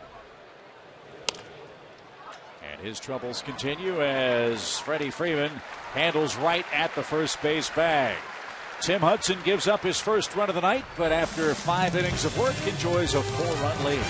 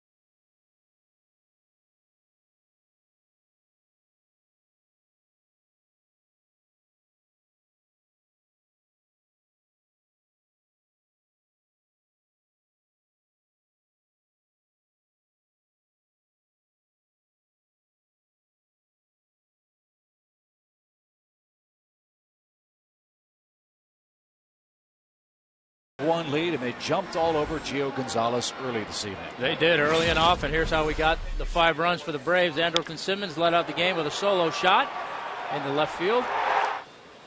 Evan Gaddis followed with a double to score Justin Upton, who had walked. That made the score 2-0 in the second inning. Chris Johnson doubled home Tim Hudson.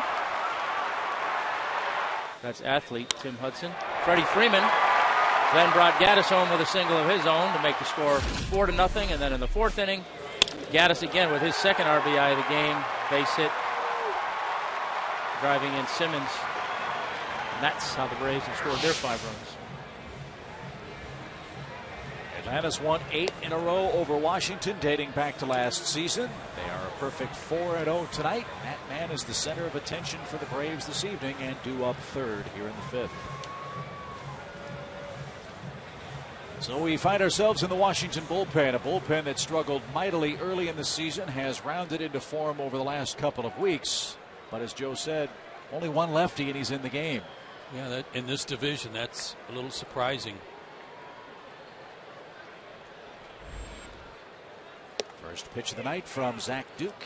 Catches the outside corner for B.J. Upton. Strike 1. Sean Burnett, who was so effective for them last year, especially against Atlanta, it seemed like. He's now with the Angels. Ground ball toward 3rd. Tracy's got it. And the throw to 1st in plenty of time. 1 man down. The Braves finished arguably their most arduous stretch of the schedule with all of those road games. We had the trip to Miami and Washington, a quick pit stop at home with Kansas City for 2 games, and then the 10-gamer to Pittsburgh, Colorado, and Detroit. The Nationals are starting a very similar type of stretch. 21 of the next 31 games for the Nationals are on the road. As Reed Johnson grounds to 3rd. And Washington this year, fellas, is only 4-6 away from Nationals Park. And I think one oddity about that, Chip, double check for me, but that stretch of games for the Nationals begins at Turner Field and ends at Turner Field. Yes. And a whole bunch of games outside the division. They've got the Pirates, the Tigers, the Cubs, Dodgers, San Diego, San Francisco, the Phillies, Baltimore, and then back here in Atlanta. Yeah, and they haven't fared too well against 500 or better teams so far this year, so that'll be a big test for them.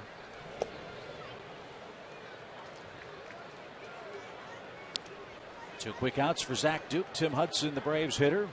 Braves pitcher swinging the bats pretty well. And Hudson a double and a run scored. That came in the 2nd inning.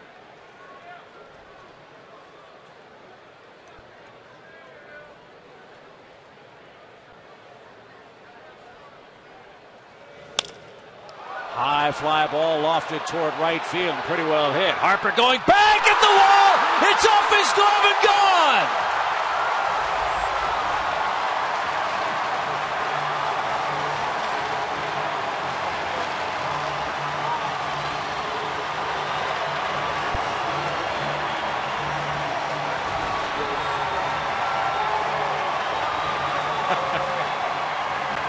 Liking that one. Well, he doesn't have the shutout going, but he got the home run.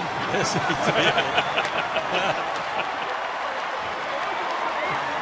And I'm certain he's going to get a curtain call here in a minute. He's got a heck of an American Legion game going here. Yes, he does. Where's the popcorn guy? Let him sell some popcorn while he's here tonight. That's Tim's wife, Kim, and his beautiful family. 6-1, and listen to this place.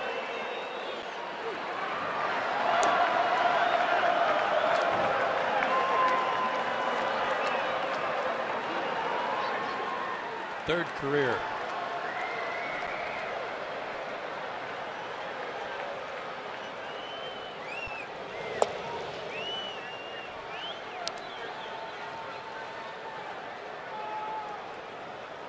First since June 20th, 2011 against Toronto for Tim Hudson.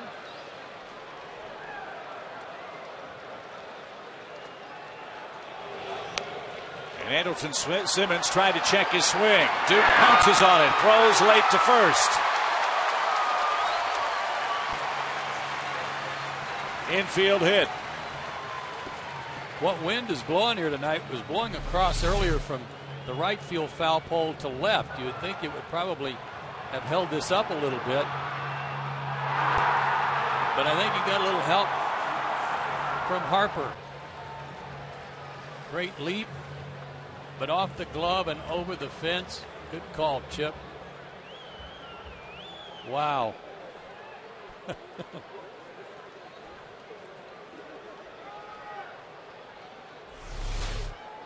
What a night. Now Johnson unloads deep right center field. Span going back. He's not getting that. That'll bounce into the seats for a double, and that's a shame. Simmons would have scored easily on that drive. And he'll have to stop at third as the Braves have 10 hits now. This was kind of what Chris Johnson was trying to do to Gio Gonzalez. But Gonzalez was doing a good job of tying him up inside, and he couldn't get his hands inside the baseball to do this. And that's go to right center, which is why he's been so effective here early in the year. And what helped there is that ball was down, too. Down and out over the plate, not 94 in on the inside corner, which, like you say, is awful hard to keep your hands inside that pitch. And don't overlook this base hit and double here now and intentional walk. The beauty of all this is going to give Huddy a minute to gather himself and get his emotions back under control before he goes out there and pitches. That lucky fan appears to have caught Tim's home run ball. We'll get a few prizes in exchange, I'm sure. What did you say earlier? Hit a home run. Shut him out and hit one out. Can't lose. Hudson's in great shape now, leading 6-1, facing a Nationals club against which he's 15-5 lifetime. Upton walks. The bases are loaded for Freeman, and Freddie's done a good job against lefties in limited duty this year, and already has an RBI single in the game. This is where he was so deadly last year. 42 two-out RBIs last season.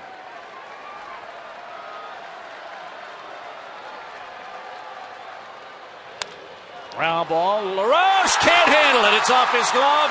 2 runs are going to score. It's 8-1.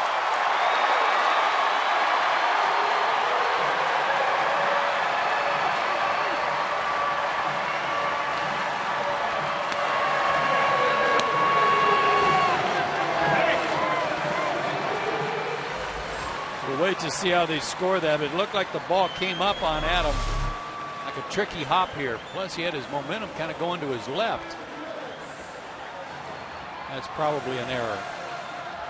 Remember, Freddie Freeman had to handle a tricky hop at first base too. Yeah, and that was a bad hop. Looking at it from that angle, that was a tricky hop that came up, and they give him a hit. Good. And 2 RBIs as well for Freeman. He has 3 on the night. And now Gaddis bats. How good is it to see the Braves being productive with runners in scoring position tonight, not relying on solely home runs? I think that's the thing you really have to be feeling good about. The win last night without a home run, and then even though they've got one here today, they've done a nice job with runners in scoring position and extra base hits. Ground ball to third. Oh, Tracy, a little bit of a snow cone.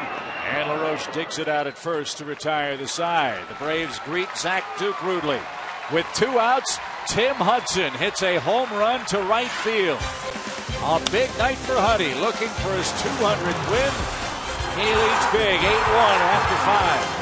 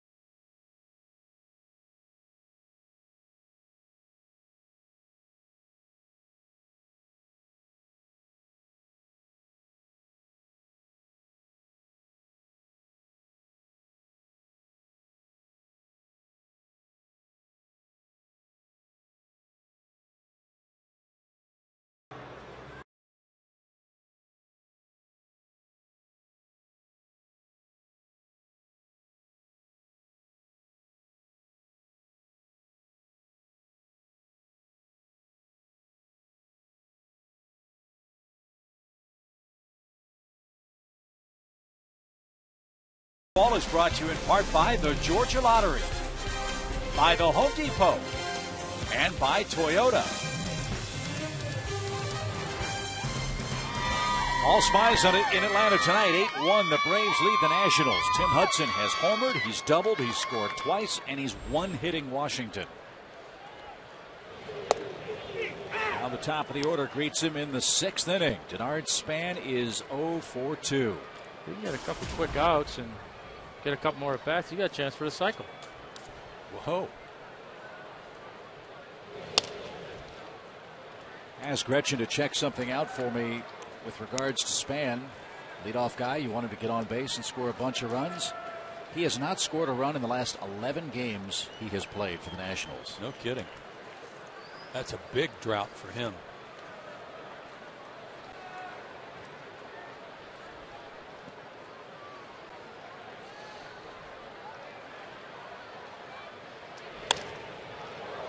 A late swing, that's in and out of the Washington dugout foul. It's 0-2. You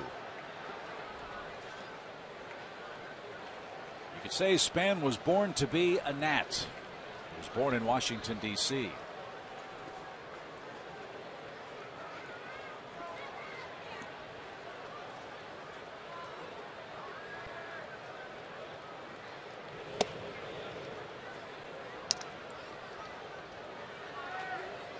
Spent the majority of his younger years living in the Tampa area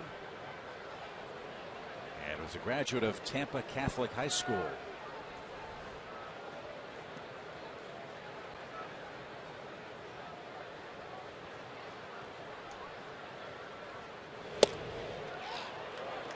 Tim on the appeal, asked for help from Laz Diaz, didn't get the call. 2 balls, 2 strikes.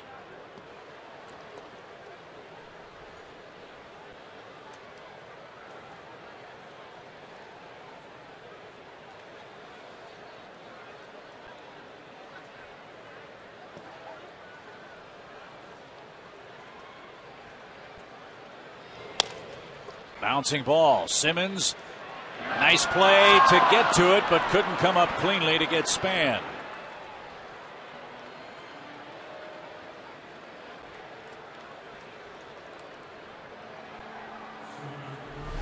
Should be a base hit for Denard Span, and it is. And the thing that's frustrating for Andrelton is that he loves challenges like that, and he was going to make it a close play if he'd been able to get it out of his glove cleanly.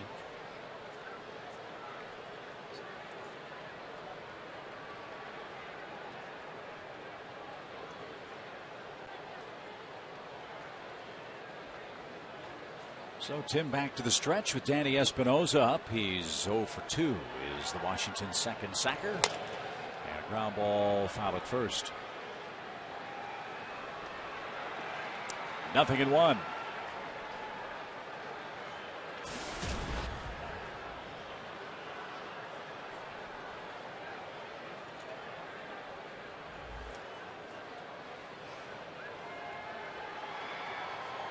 The more you watch Andrelton Simmons play shortstop, the more you're amazed at his arm, his range,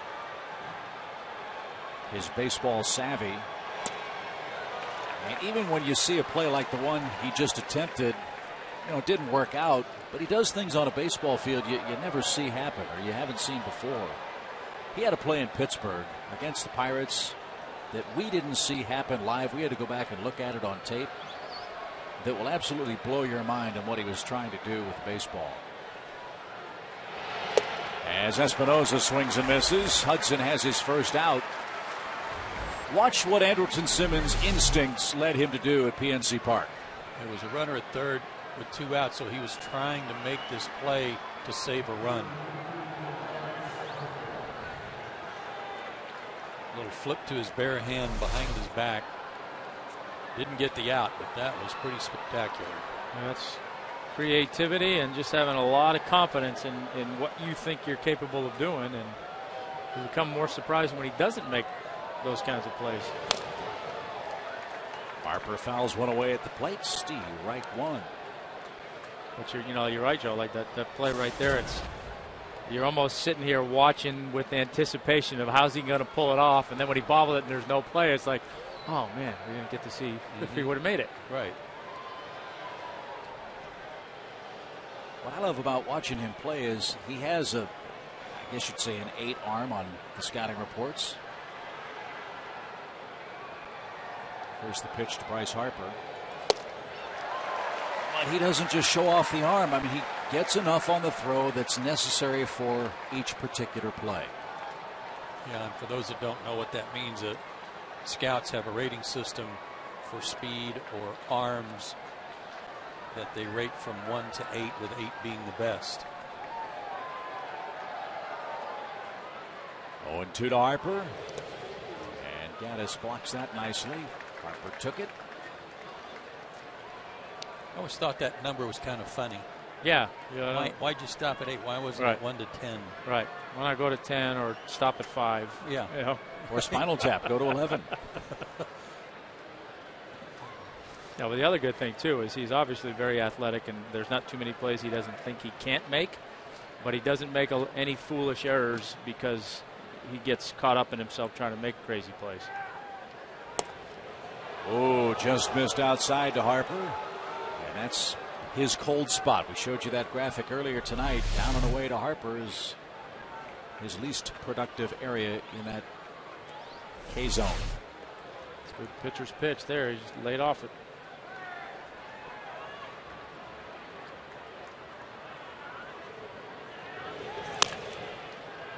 Foul past first. While we have a moment, time to get busy on the trivia question. We had to wait a while tonight with 8 runs across for the Braves. Bryce Harper's tied for second in baseball with 9 homers. Who was the last Nat or Expo to finish in the top 2 in home runs for a season?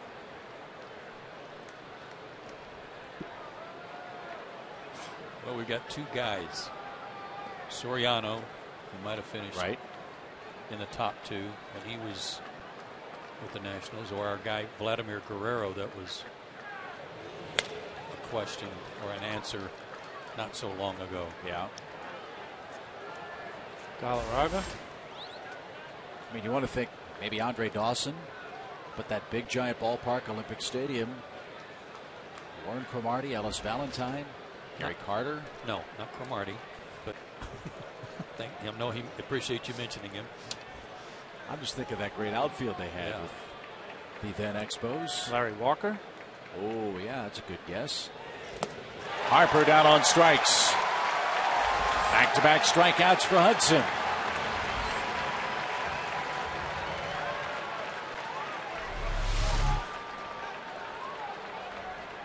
Changeup looked like down and in. I think Huddy's stuff tonight's the best it's been all year, as evidenced by only 2 hits allowed. Good work tonight. Time for Georgia Power Energy tip number 4. Save up to $100 a year when you properly use a programmable thermostat. Set your thermostat to 78 degrees during the summer to save both money and energy.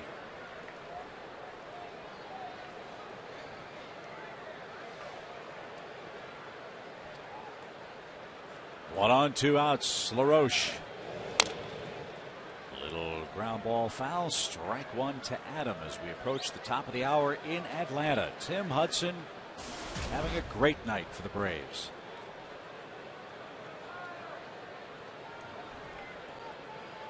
He's doubled. He's homered. He's firing a 2-hitter at the Nats. Braves trying to build their lead back in the division to 4.5 games. Atlanta trying to go to 10-1 against the East.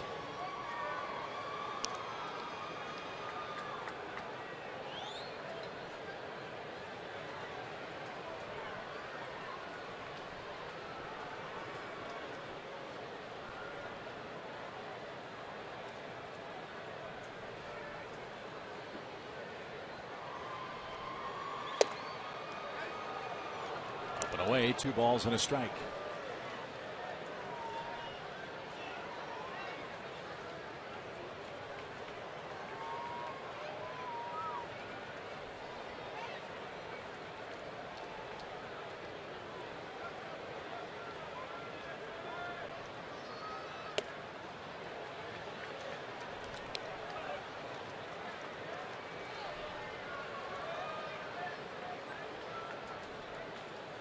.78 pitches for Hudson tonight, 51 strikes.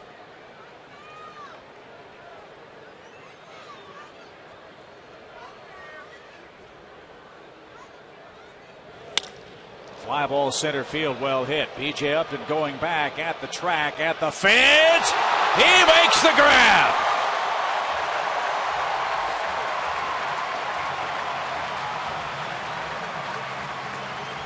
B.J. Upton pays the price, but comes away with a terrific inning-ending catch. That was a beaut.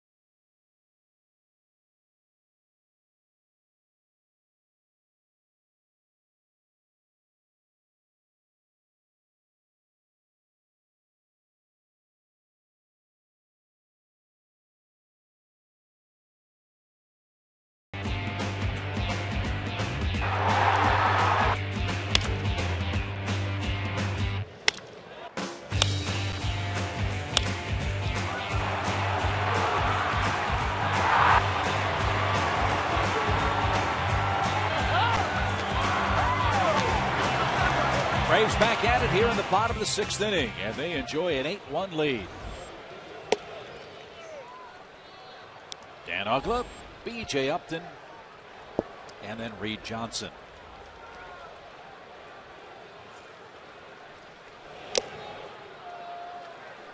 One ball, one strike.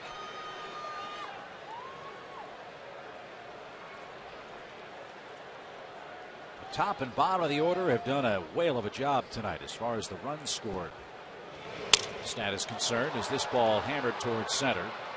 Span's going to have plenty of room and makes the grab. Tim Hudson, the Braves pitcher, scored 2 runs. Andrelton Simmons, the leadoff man, has scored 3. Chris Johnson, batting second for the first time ever as a professional player, has scored 2. And Justin Upton, who's walked 3 times tonight, has scored the other Atlanta run.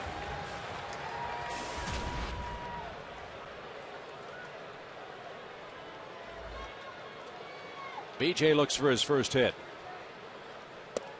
And what a catch he made a moment ago to send this game to the bottom of the 6th. Yeah, he had his hand out trying to feel for the wall.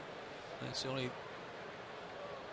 instinct he had as to how much room he had, and still made a great catch as he was crashing. See, the hands out, feeling for it, so he knows he's not there yet. But he wasn't far away, and always a whiplash when the shoulder hits first. Ground ball to the right side, broken bat. And Duke to the bag, makes the grab. 2 outs. Fans get 33% off of concessions at Turner Field when you purchase a 2013 Braves season ticket package. Pro-rate packages are now available starting at 16 games for just $152 per seat. Visit Braves.com/season tickets or call 404-577-9100 for details. 2 more games with Washington starting here tomorrow night. Then the Mets are in over the weekend.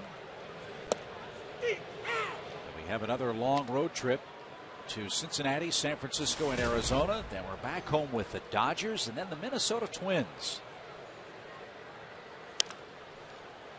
Pulled foul by Reed. He's behind 0-2. So you still got LA, San Diego. So has it been standard the last couple of years that you make 3 trips out west, or have they tried to combine it to 2 some years, or stayed at 3? It's usually 3, but it doesn't include all the teams out there. It might include 2, but one of the trips might be, let's say, Houston, Colorado, and San Diego, something like that. So it wouldn't be all 3 California teams. The interesting thing about the schedule is by the time the Braves head to Kansas City in late June, the farthest west they will go the rest of the summer will be St. Louis. Great. For July, August, and September. There's got to be something beneficial about all of these road games this early in the season.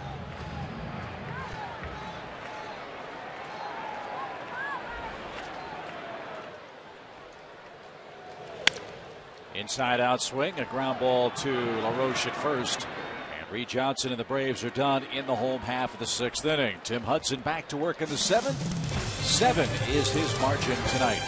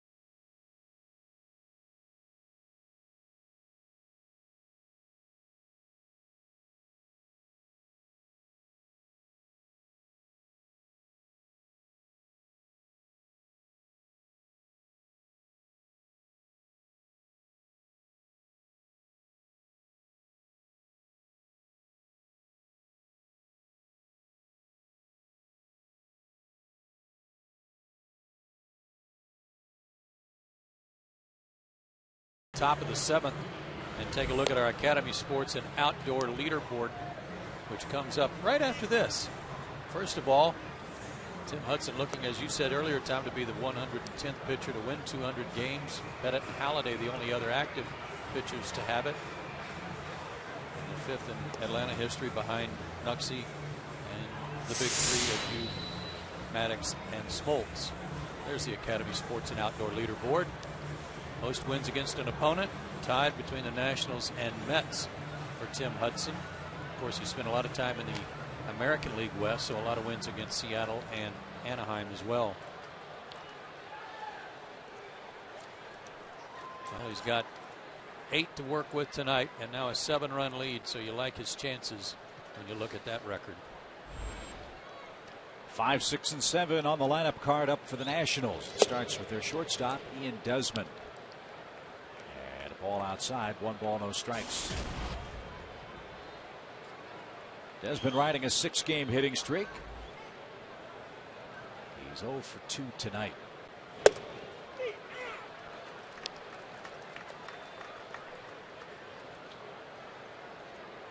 Washington selected this man in the 3rd round in 2004. Actually, it was the Expos who selected him. Pop fly foul. That's always a cool thing. You know, from a historical standpoint, he's going to be playing a long time. And you can always say that he was drafted by the Expos into professional baseball. Desmond, 27 years of age, big kid, 6'3", 212 pounds. Again, I like him a lot. Really a good player. Desmond broke in with a different uniform number for Washington as he lines this ball down the right field line and fair. Johnson plays that in the corner, and now Desmond turns on the afterburners and heads for third, and he'll stand there with a triple. If that ball got stuck in the right field corner. So a leadoff triple in the Washington 7th. Went with the pitch nicely too. Fastball that looked like maybe a cutter that was cutting away from him. You'd expected that ball to come back to him a little faster than it did too. Desmond started with the number 6, changed his number to number 20 to honor Frank Robinson, who was the manager of the Nationals, you might recall. Desmond played for Frank Robinson in the springs of 2005 and 2006.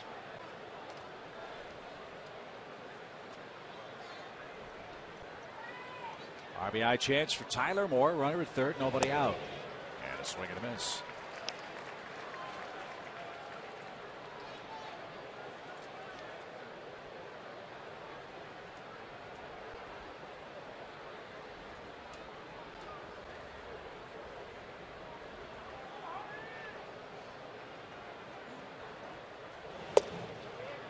Moore's from Braves country, born in Brandon, Mississippi. Went to Northwest Rankin High School. And after 2 years at Meridian, Mississippi Community College, went to Mississippi State. Might have been a teammate of Paul Maholm there.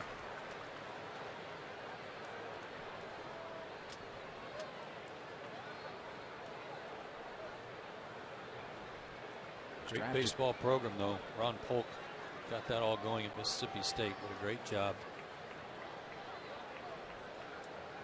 1 ball, 2 strikes to Tyler Moore. Ground ball toward third. And Johnson looks the runner back. Ground ball out is the first of the 7th inning. Moore can't bring home Desmond. Major League Baseball and People magazine are looking to salute our nation's veterans and military service members. 30 of those folks, 1 to represent each Major League Baseball team, will be recognized at the 2013 Major League Baseball All-Star Game in New York City. To nominate, go to tributeforheroes.com.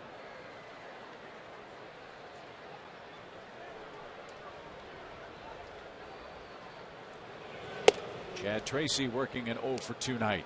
And takes the ball high. 1 ball, no strikes.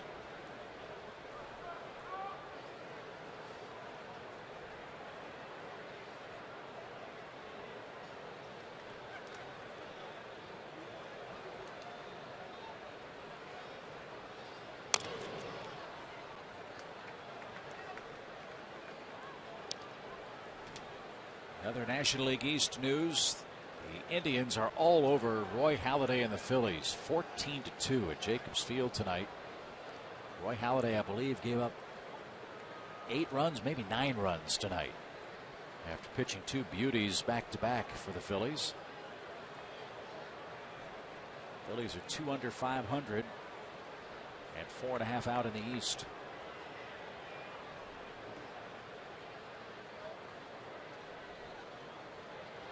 One ball, 1 strike. Did Tracy go? He went around. 1-2. So, Tom, if this game holds form right here and Hudson wins his 200th game, which we hope he does, do you put 1 ball in the trophy case that says 200th win and down below opposite field home run also? Or do you put the home run ball and the 200 win ball side by side? I'm saying you put them side by side.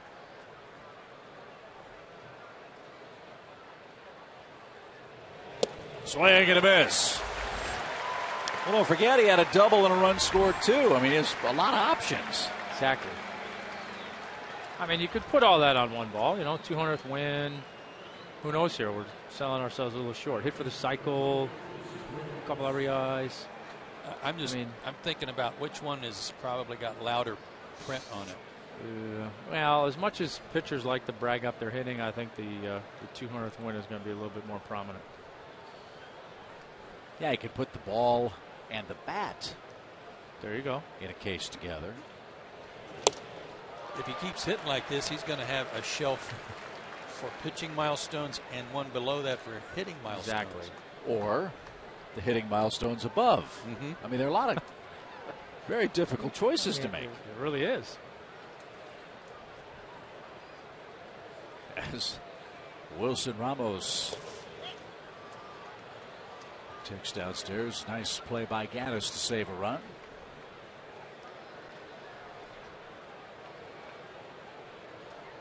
Now that's some history. The only player in live ball era to win his 200th career game and hit a homer in the same game was Bob Lemon of the Indians, who did it in September of 1956 against the Orioles. Wow, now that's really select company there.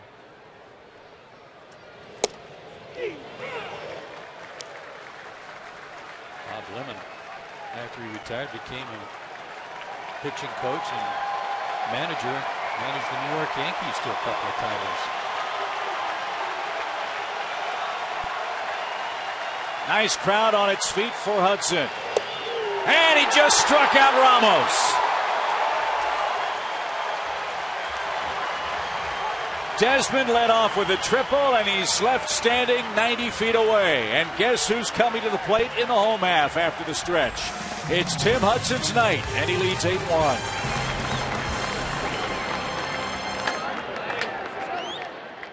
He ain't gonna hit, I don't think.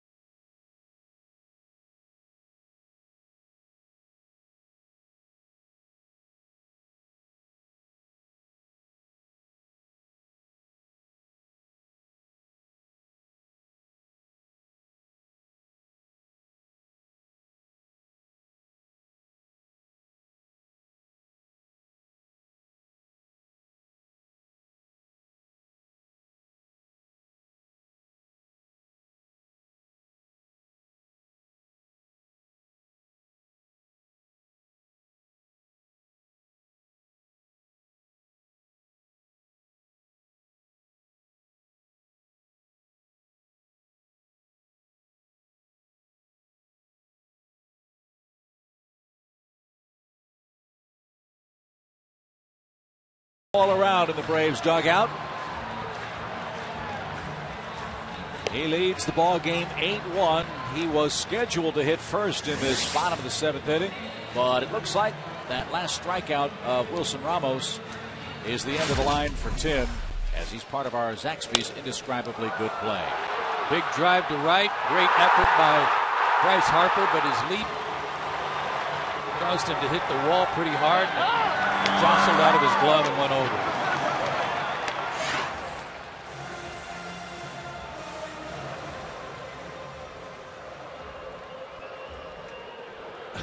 From Kim Hudson.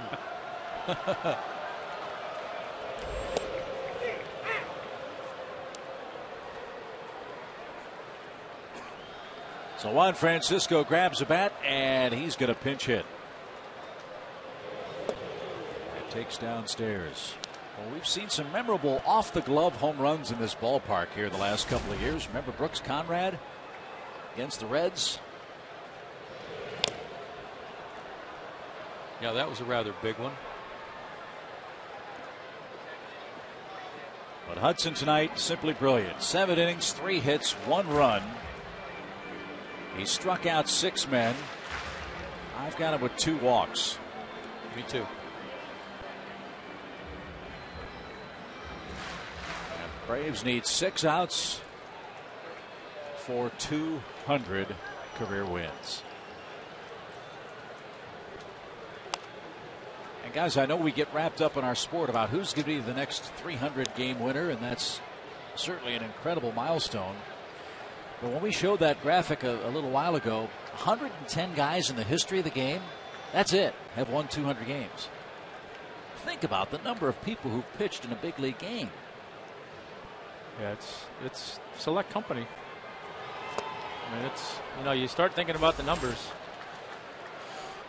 You got to win a lot of games for a lot of years, even to get to 200, let alone 300. He can move a win closer to Roy Halladay among active pitchers. Andy Pettitte with 248 leads the way in career wins among active hurlers.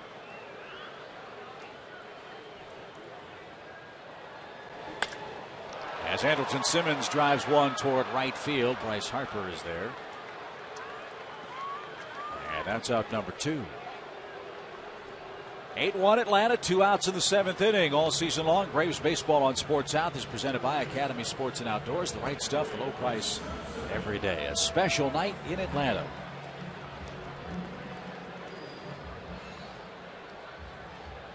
I got to tell you, looking at that graphic among active wins, I'm really surprised. I didn't know Andy Pettitte was closing in on 250. I thought he was in the 210s, 220, 200 teens somewhere. So congrats to him on a great career too.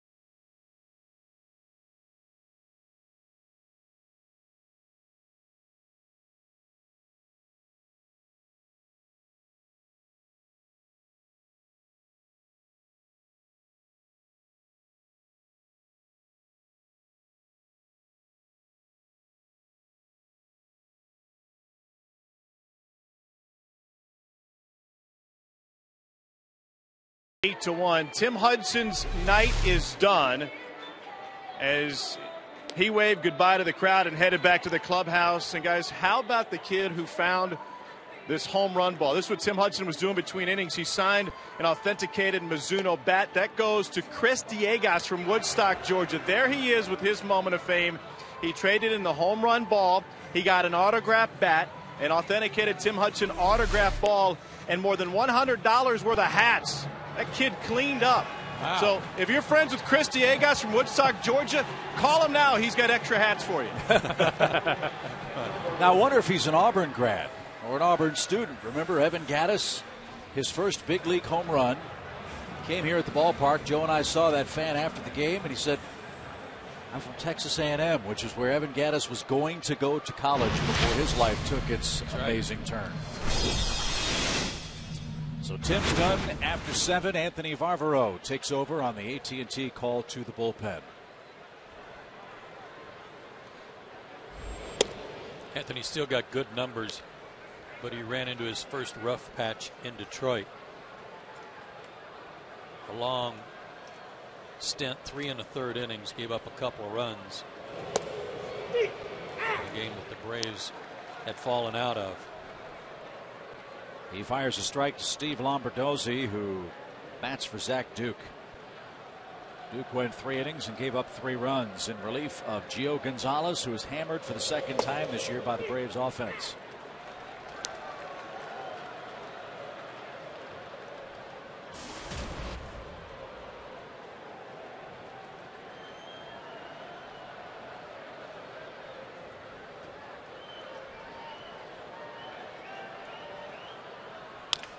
Bouncing ball back to the mound. Anthony gathers himself and makes the play. 1 out.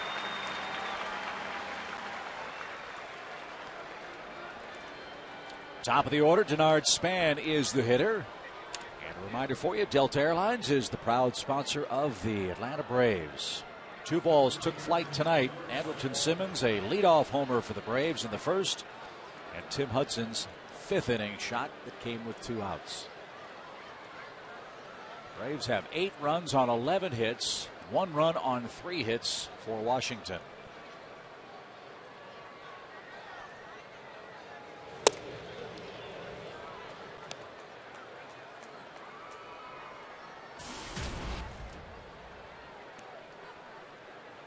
An infield hit for Span last time up. And a pop fly foul evens up the count. I think it's worth repeating, even though the Braves have a big lead tonight, so far there has been a huge difference in these 2 National League Eastern clubs, and it's the difference in the work out of the bullpens. We saw it again tonight. Zach Duke gave up 3 runs in his 3 innings. Farvero, the first man out of the pen for the Braves tonight. Nice luxury for the Atlanta pen tonight. Get some guys some refresher work. Bouncing ball right side. Freeman handles. Anthony to the bag. More ground balls off the Braves staff. 2 away in the 8th inning. 2 down, and a reminder that Braves 5-game packs are a great way to catch your Braves in action all season long. Select 5 games of your choice and enjoy savings of up to $4 off the gate price on each ticket. Get a 5-game plan today by going to Braves.com/5game. or calling 404-577-9100. The thing that I've enjoyed, especially the last 2 games, Chip and Tom, has been the Braves offense not relying on home runs. Now I say that knowing 2 have been hit tonight. Last night there were none. But they've done a great job of hitting with men in scoring position. They've taken a ton of walks the last 2 nights, and they've made them pay off. Yeah, last night no home runs. Tonight, like you said, even with the home runs they've hit, they haven't been the focal point of their offense, which is really big. No balls and a strike for Espinosa. And I guess when you get 11 hits and 6 walks, that's going to counteract 10 strikeouts. Yeah, it's funny. You could give up 11 hits and survive, but you're not giving up 6 walks too often and surviving that. Teheran gave up 10 hits last night, walked 1. And that's the difference. So this hybrid offense, I guess, if you will, one that can hit a lot of home runs and can strike out, has done a little bit of everything tonight in game 2 of the series.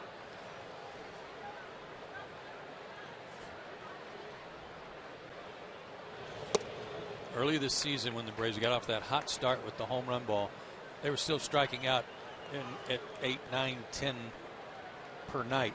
But it was covered up by the fact that they were bludgeoning people. Now then, tonight, 9 non-home run hits. You don't notice double digits in strikeouts because of all the other good offensive work, like you mentioned, Tom. You don't see it. Right. Saw some good work from Anthony Farvero as he pitches a 1-2-3 8th inning. Braves are rolling up 8-1 over Washington.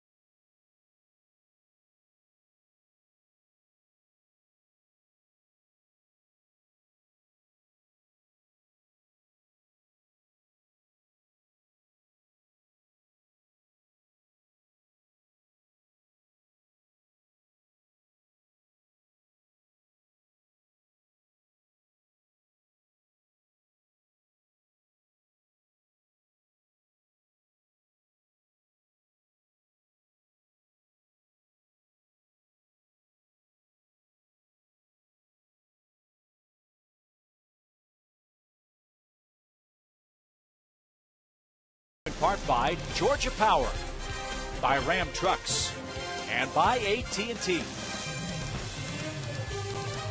8-1 Atlanta as the Braves come up for the bottom of the 8th inning. Game 3 of the series is here tomorrow night. As you see our Chevron upcoming starting pitchers. Tough assignment. Jordan Zimmerman has 2 ends and only 1 loss in his first 5 decisions. You could make a good case that Jordan Zimmerman is the ace of their staff over even Strasburg. Certainly right now you could. I mean, even, and I say that we haven't seen him this year, but we saw Detweiler. He was outstanding in game 1 of that series up there. Braves rallied to win that game. Jordan Zimmerman is really tough. You might recall Zimmerman in 2011 was kind of on the Steven Strasburg innings limit deal. Post Tommy John surgery, they kept him under 170 innings, and he responded last year with a big year for the Nationals. So he gets the ball in game 3. Paul Maholm for the Braves. As you see, Henry Rodriguez goes to work in the Atlanta 8th.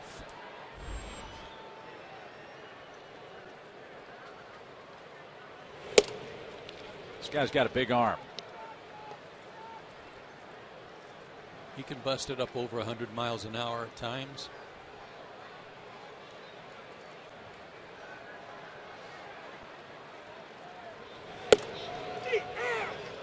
Ball and 1 strike for Justin Upton. 3 walks and a strikeout for Justin tonight. He's also scored a run. Men behind him have done a lot of damage. Gaddis 2 RBIs. Freddie Freeman 3 RBIs. A very balanced Braves offensive attack tonight.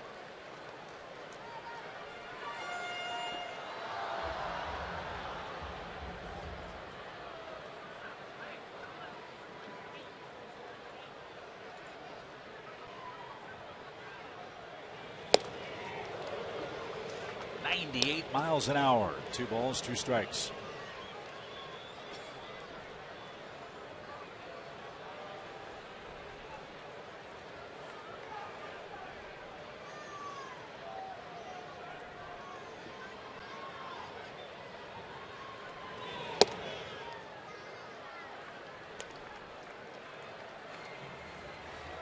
Control is a problem for Rodriguez. He's walked 9 men in less than 9 innings of work. He doesn't get up any hits. The league only hitting 133 against him, but there's all those other base runners. But he gets up to the swing and miss. 1 away in the Braves' 8th inning.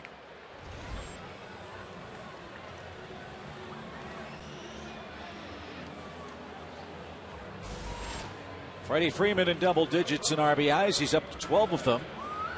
A 2-out run scoring single in the 5th. Also had a 2-out RBI in the 2nd. He's up to his old tricks again. 42 2-out RBIs last year. Got 3 tonight. I say picking up off of his good work last year in that department.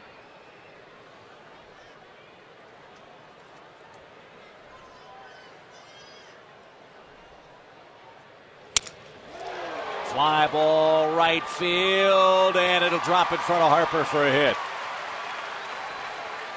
Freeman with a 3-hit game.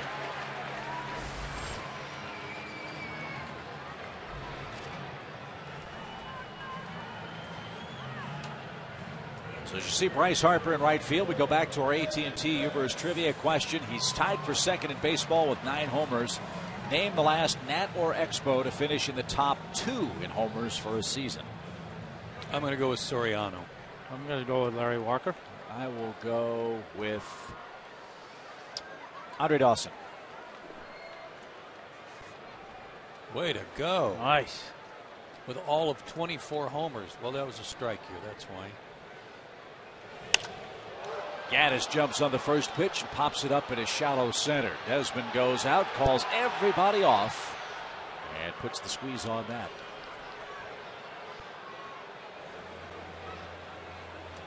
Two outs. Was my guy on there tonight? Well, let's see. Well, these were the league leaders, so it's not by Expo or National.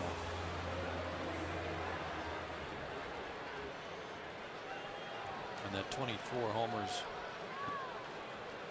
for Dawson was second to Mike Schmidt, who had 31 that year. He's another guy you have to wonder about playing in that ballpark in Montreal. I'm sure it was a great place to pitch, right? Yes, it was. But for big sluggers like Andre Dawson, how many home runs died on the warning track at Olympic Stadium?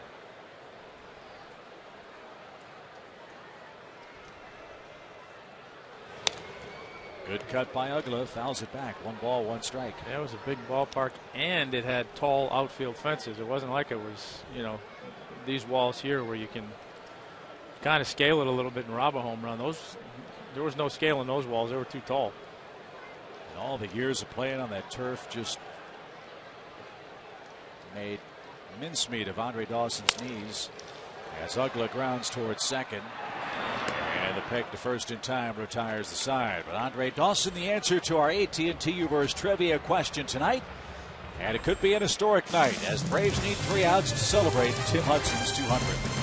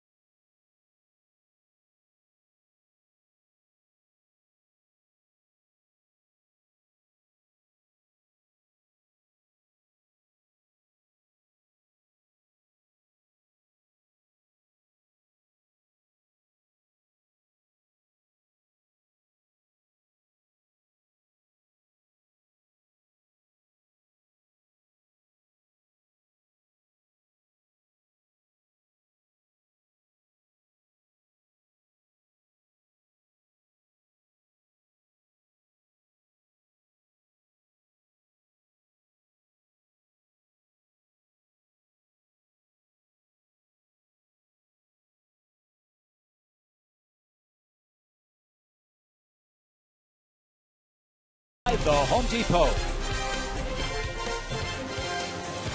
8-1 after 8.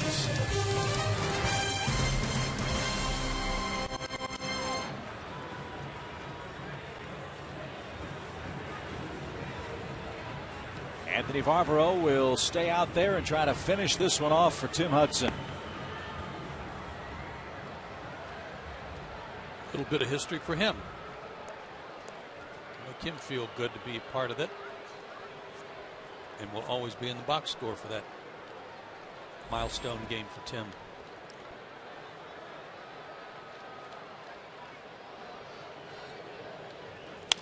Bryce Harper, a vicious cut, fouls it back and is down a strike. I was fortunate to play center field tonight. Gaylord won his 300th in Seattle. And I didn't get a game-winning hit or anything like that, but it just felt good to be a part of it. Be in on the action, help him celebrate. Harper drives this ball sharply to left, but Justin's going to track it down. 1 away. It was so disappointing to see Tim's last bid for 200 go by the boards in Denver, Colorado. And you know, to a man, everybody was looking for a redeemer tonight, especially Craig Kimbrell. Yeah. Who said, look, if it comes down to the 9th inning, I really want the ball tonight.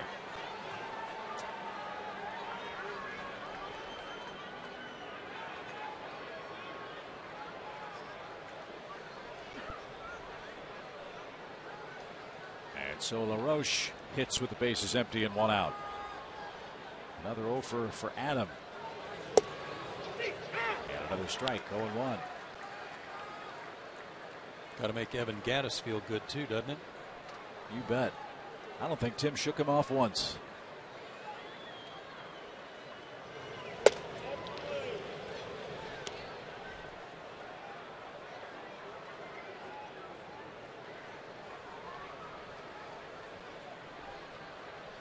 One ball, 1 strike to LaRoche, hitting a $138.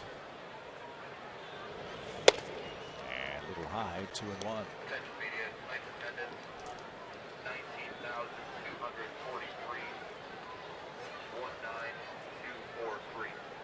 You heard the attendance tonight in the background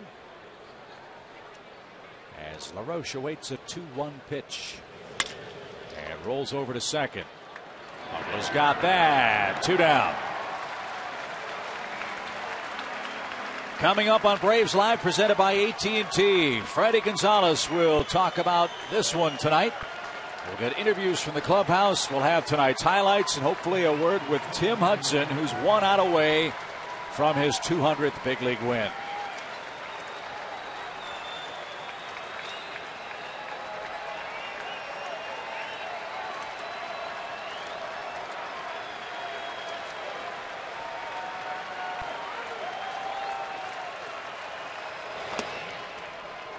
Low, 1 ball, no strikes.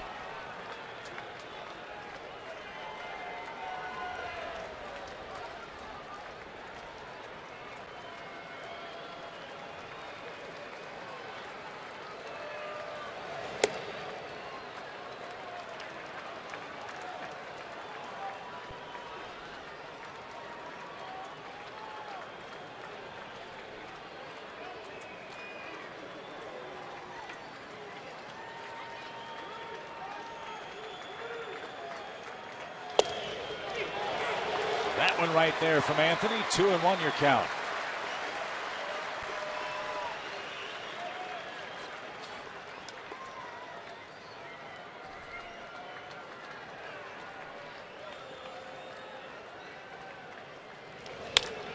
Driven to right field. Reed Johnson going back. He's got it. Tim Hudson has won his 200th game.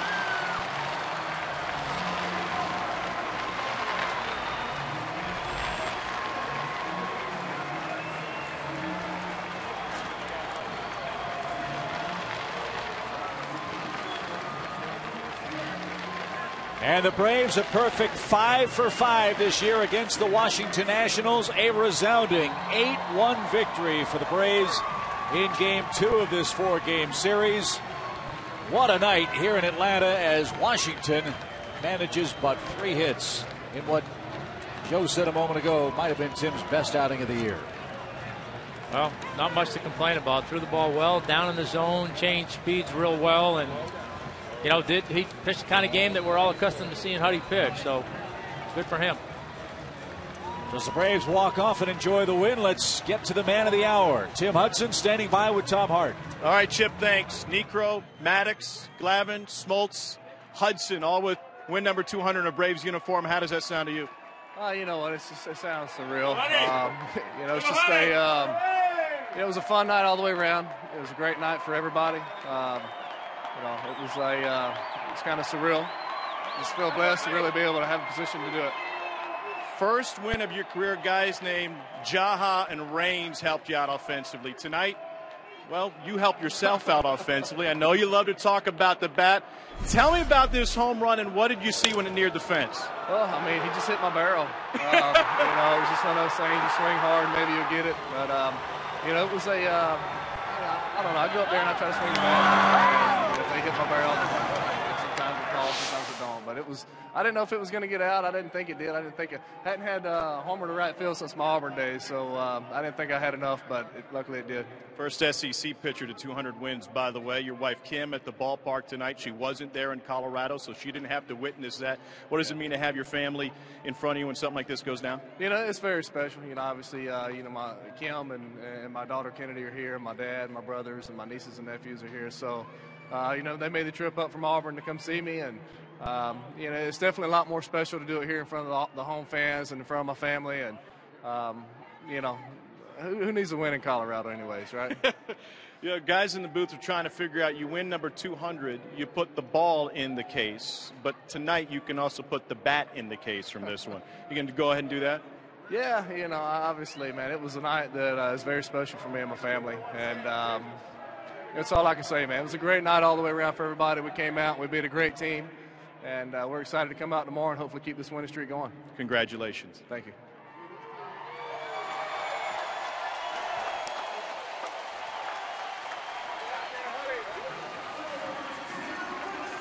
Hugs all around for Tim Hudson in the history books with the Atlanta Braves, his 200th victory of the season.